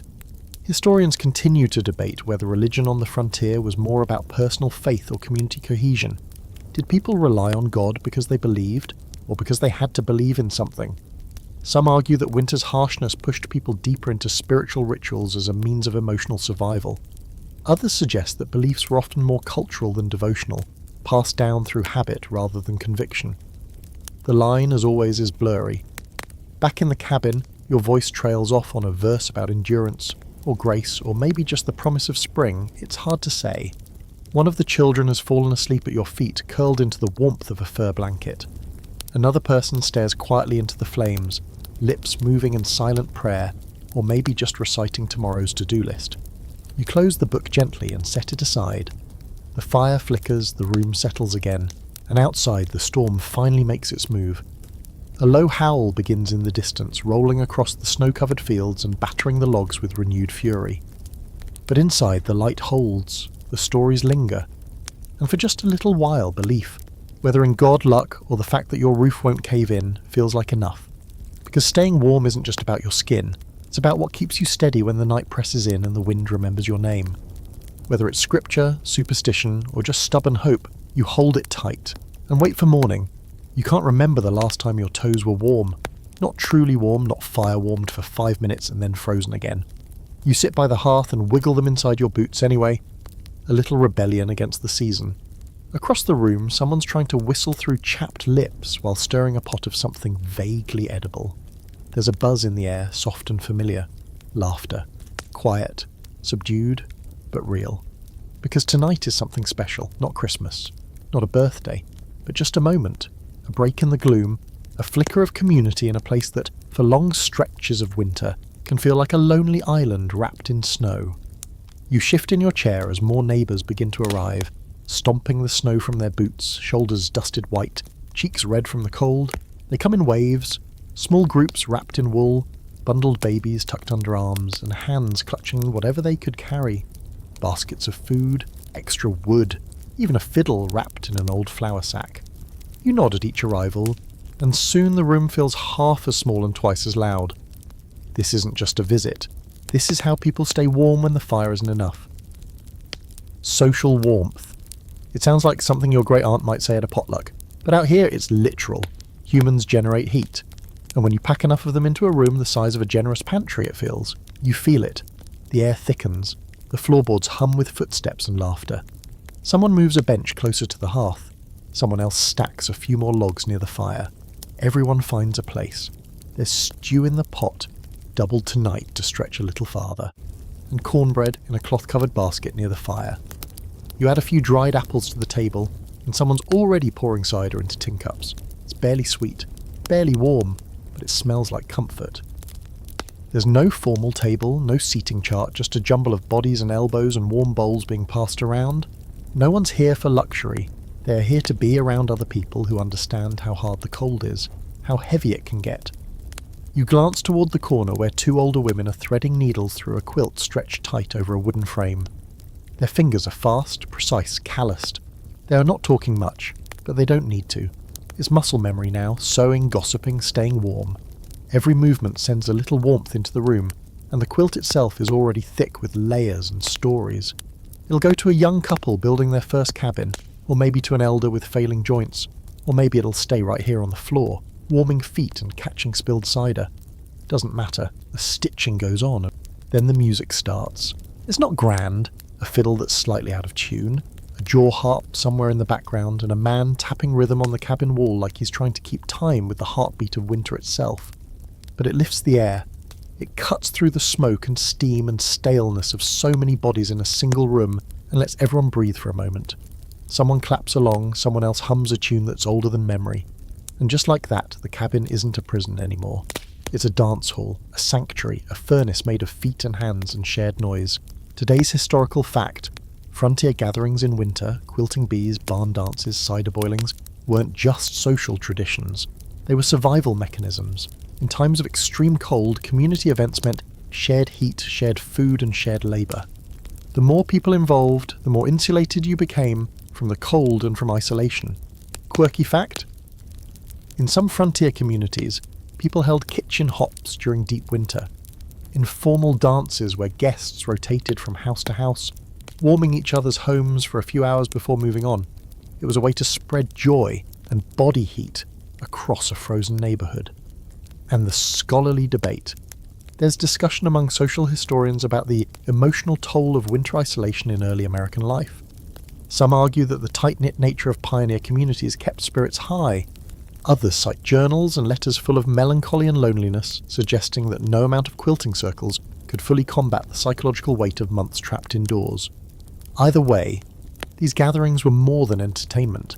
They were a kind of resistance. Back in the cabin, someone pulls you to your feet. You protest weakly, but you're already smiling. Your knees pop, your back aches, but your boots thump along with the rest of them. The kids clap from the sidelines, wild-eyed and sugar-drowsy. The fire blazes higher now, not because anyone stoked it, but because the room is alive, and it mirrors you. Eventually the music slows. Bowls are scraped clean. Someone yawns and sets their mug down with a soft thud. One by one the neighbours rise, wrap themselves in scarves and wool, and step back out into the deep cold. Their footprints are swallowed instantly by the snow, but their laughter lingers. The room feels bigger now. Emptier, yes, but still warm. Not just from the fire beer, but from the memory of too many people crowded into too small a space sharing stew, stories and heat. You gather up the bowls, blow out the lanterns one by one, and settle into your chair by the hearth. Outside the wind has returned, impatient and sharp, but it doesn't matter so much tonight, because inside you've got the kind of warmth that stays even after the fire dies down, the kind that can't be banked with ash or stuffed between log seams, the kind that lives in laughter, in shared breath, in the gentle thrum of music still echoing in your chest. You wake up to a strange sound, not a crack or groan or snap of frozen trees, not wind, not even a cough or shuffle of boots across the floor. No, this is softer, more subtle. It takes a second for your sleep-fogged brain to catch it. Dripping, slow and steady. You sit up fast enough to throw off the blanket and pull in a sharp breath. The cabin is still cool, but there's a softness in the air that wasn't there yesterday. You step toward the door and unhook the shutter, just enough to peek out. Rain, not a storm, not a melt, just the sky testing the waters, literally with a fine drizzle. The kind that sizzles when it hits snow and pools in little rivulets along the hard-packed paths outside. Water runs down the slope of the cabin roof and beads along the edge of the logs. The snowbanks, so crisp and solid the day before, are beginning to sag like tired shoulders. You let out a breath you didn't realise you were holding. The shift is subtle, but it's there. A change, a hint. Not spring, no, not yet, but a whisper of it. Like the earth is slowly, reluctantly turning its face back toward the sun. Inside you hear the first movements of the others. Someone yawns. A floorboard creaks. You shuffle to the hearth and nudge the coals, finding them still alive under last night's ashes. The fire comes back easy today, and you don't even have to coax it. Maybe it's the moisture in the air, maybe it's dumb luck. Either way, you take it as a good sign. And yet there's tension too, because as much as the cold is cruel, at least it's predictable. But this in-between time, this limbo of freeze and thaw, it's chaos. Roofs leak, logs expand, ice on the river weakens just enough to be dangerous to us, but not enough to break.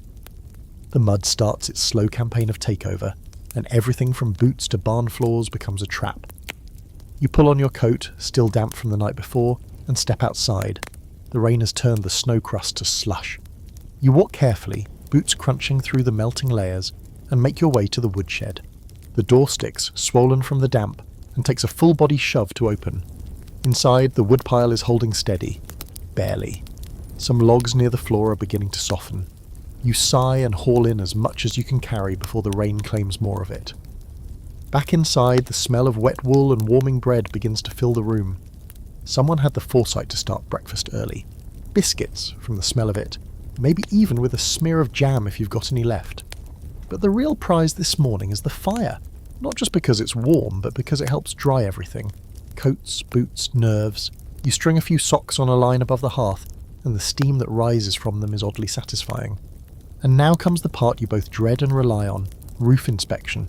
Because a cabin in winter doesn't just leak when it rains. It weeps, slowly, from knots in the logs, from nail holes, from joints that sat too long under a snowdrift. You make your way around the room, candle in hand, looking up at the ceiling like it just insulted you. And sure enough, there it is, drip, drip, from the edge beam near the corner bed. You set a tin cup beneath it and mark the spot for later. Something else to patch when the roof's not frozen solid. Today's historical fact. During winter thaws, many log cabins were prone to sudden leaks as melting snow revealed weak points in roofing or wall seams. Pioneers often kept buckets, rags, and even stretched animal bladders on hand to catch drips and redirect moisture away from bedding and food stores. Quirky fact? Some settlers swore by rubbing bacon grease into the corners of ceilings where leaks formed, believing it would repel water. While there's no evidence it worked, it did leave cabins smelling like breakfast, which is arguably not the worst outcome. And the scholarly debate.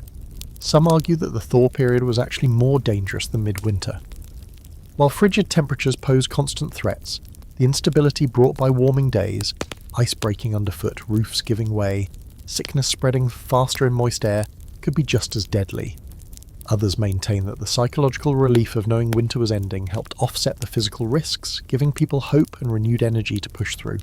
You sit back down by the fire with a biscuit in hand, watching the little tin cup catch steady drips from the ceiling. It's rhythmic, almost peaceful. Another reminder that nothing in winter is static. The landscape is always shifting. Wood shrinks and swells. Snow comes and goes. People too change with it, turning more inward, more practical, sometimes more hopeful. The kids are sitting near the window now, pointing at the icicles forming along the roof. Long, delicate spears of water frozen mid-drip. One of them dares the other to go outside and knock one down. You shake your head, but you smile anyway. The danger of it is part of the fun, apparently. And in a season where joy is rationed, you don't blame them for grabbing it wherever they can. You pull a wet coat closer to the fire, reposition a pair of mittens on the drying line, and glance back toward the door. Outside, the rain is slowing. The clouds are beginning to thin. For the first time in what feels like weeks, there's a faint brightness at the edge of the sky. Not quite sunlight, but close enough to make your heart do that weird little thing it does when it dares to hope. Because the melt doesn't just signal an end, it reminds you that there is an end. That this long frozen slog won't last forever. That the snow will vanish, the mud will dry, and one day soon, you'll open the cabin door and feel warm air hit your face. Not from a fire, but from the sky. And until that day comes, you've got a roof that mostly holds, a fire that mostly burns, and a biscuit that, despite being 3 days old, tastes like a small promise kept. There's a particular kind of ache that comes from a long winter. It's not sharp. It doesn't make you wince or clutch your side. It settles deeper than that. Into your back, your knees, your jaw. It lives in your hands and your spine and the part of your mind that wakes you up at 3 a.m. wondering if the fire has gone out. It's not pain exactly.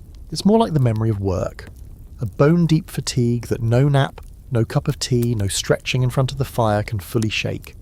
Today the ache's worse than usual. You know before your feet hit the floor that something's off. Maybe it's the air, damp and heavy, or the dull, pounding pressure behind your eyes, or the fact that despite being near the hearth all night, you still woke up cold. You push the blanket off and sit on the edge of the bed, moving like someone twice your age. The fire's low, the coal's barely holding on, your breath curls in front of your face. Great. Your first thought isn't panic, it's practicality. You stand, you stoke the fire. You start the day because that's what the day demands. But behind every chore, every flick of the wrist, there's that ache. It doesn't scream, it lingers. There's been talk of it in other cabins. Someone up the ridge spent last week in bed with chills and a rattle in the lungs. Someone else came back from checking the trapline soaked to the bone and hasn't stood upright since. It's that time of year. The grey zone between winter and spring where the thaw brings not relief but rot. This is when the sicknesses take hold. You wrap a scarf around your neck, not for the cold but for the pressure. You think about willow bark. Someone mentioned chewing it helps with headaches, and you make a mental note to go digging through the dried bundles hanging from the rafters. Maybe it's nothing, maybe it's just the weather, or maybe it's the season. Cabin life in March, or whatever this almost spring limbo is all about holding on. You've survived the worst cold, yes, but now you're in the stretch where everything begins to fray. Clothes, tempers, roofs, bodies. The firewood pile is low, not empty, but now you're burning the crooked pieces, the splintered ones, the logs you passed over all winter. You're eating the last onions, shriveled and soft. The last of the salted meat is more salt than meat, and the biscuits taste suspiciously like desperation. Someone near the hearth sneezes. Loud, wet, everyone freezes. Not because they're scared necessarily, but because you all know. You glance at each other. The sick child who had the fever weeks ago is better now, thankfully, but the cabin's tight. Air is shared. Coughs echo. Illness moves not like a thief, but like a neighbour. Polite. Invisible. Always invited in by accident.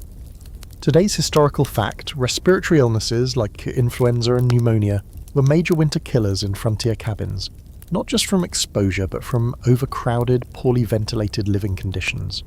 With windows sealed and fires burning constantly, indoor air turned stale quickly, allowing sickness to spread rapidly within families and entire communities.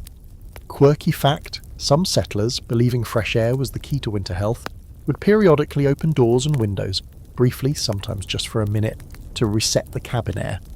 Others waved pine boughs around the room like a forest-scented fan, convinced it would cleanse the space of bad spirits and worse smells. And the scholarly debate, there's a long-standing argument among historians about how well frontier medicine balanced superstition and science. Some scholars suggest that many folk remedies, like herbal teas, poultices or steam inhalation, were surprisingly effective, rooted in indigenous and European traditions. Others argue that these treatments were hit or miss at best, often delaying more effective interventions or spreading illness further. Either way, one truth is consistent. When it came to cabin health in winter, the line between healer and hazard was razor thin. Back in your cabin, you boil a kettle not just for tea but for steam. You drop in dried sage and pine needles and let the vapour rise. Not because you think it's a miracle cure, but because it feels like doing something.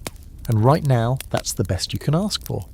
Later, you sit near the window, what little light there is filtered through the oiled paper like pale milk, and you hold your cup with both hands. The warmth seeps in slowly. The ache doesn't fade, but it loosens just enough to let you breathe. You hear movement upstairs, Someone's checking the loft where a few potatoes and squash were stored in a desperate attempt to keep them from freezing. The root cellar flooded weeks ago when the ice cracked, and you've been on edge ever since. One spoiled crop is all it takes. You add another log to the fire, one of the last round, solid ones, and glance at the stack. It's manageable, but you'll need to chop more soon. Not today though, your joints are singing. You let them sing. Because here's the truth no one writes about in the almanac. Sometimes staying warm means knowing when not to push. Knowing that survival isn't just grit and firewood. It's listening to your body, to your limits, to this whisper that says, sit down just for a bit. So you do. Outside, the rain has frozen again. A thin shell of ice coats everything, the trees, the fence posts, the edges of your world. The season is suspended in that moment, caught, waiting to tip one way or the other. But inside the fire glows. A child plays with a stick near the hearth. Someone hums an old lullaby while mending a glove, and you, wrapped in wool, cradling as a cup, are still here. The ache is real, but so is the warmth. The cabin smells like spring, but not the clean kind. Not the crisp, green, birdsong in the distance kind you dream about all winter. No, this is the pre-spring smell, the one that hits you right in the nose the minute the ice starts to give up. It's mud and damp wool and something faintly sour under the floorboards. It's rot in the corner logs and mildew behind the wash basin. It's the slow unravelling of a structure that's been sealed tight and smoked over for months, now stretching and yawning in the thaw, like an old man waking from a bad nap. You open the door to let in some air, real air finally. It hits like a slap, sharp, wet, and tinged with the metallic bite of melting snow over frozen ground. The breeze carries the sound of water running somewhere, ditches or creeks, or maybe just the runoff from your own roof, carving muddy paths through the packed snow outside. Either way, the drip, drip, drip is constant now.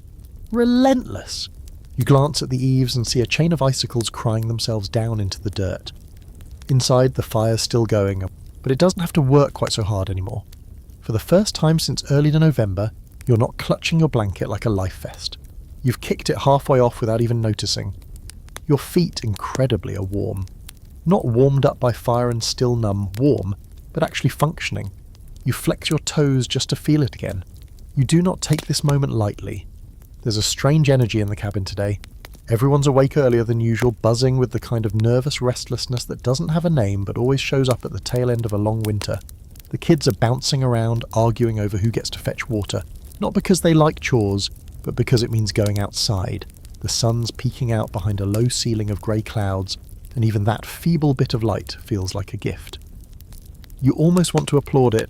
Someone's sweeping the floor with more enthusiasm than the floor deserves. Another person is airing out quilts on the line out back, even though they'll freeze solid before they dry. Doesn't matter. They'll smell like wind instead of smoke, and that's worth it. You crack open the shutters and wince at how much grime coats the oiled paper. You'd forgotten what real daylight looked like. This is the season of thaw, and thaw doesn't just happen in the ground. It happens in people too. All winter you were hunched, tight, closed off in layers of wool and routine. Now everything's loosening. Muscles, moods, tempers, even your sense of humour, which spent the last 4 months frozen somewhere near the firewood stack, is starting to wake up again. But the thaw brings work. Endless, slushy, muddy work. The first task? The yard. You don't even want to call it that right now. It's more of a swamp with ambition. The snow's retreating in patches, revealing a battlefield of broken tools, animal tracks, and suspicious stains in the ground you hope weren't from last year's compost experiment. The outhouse path is half ice, half muck. The woodpile is leaning at a worrying angle, its base softened into a soggy mess of bark and regret.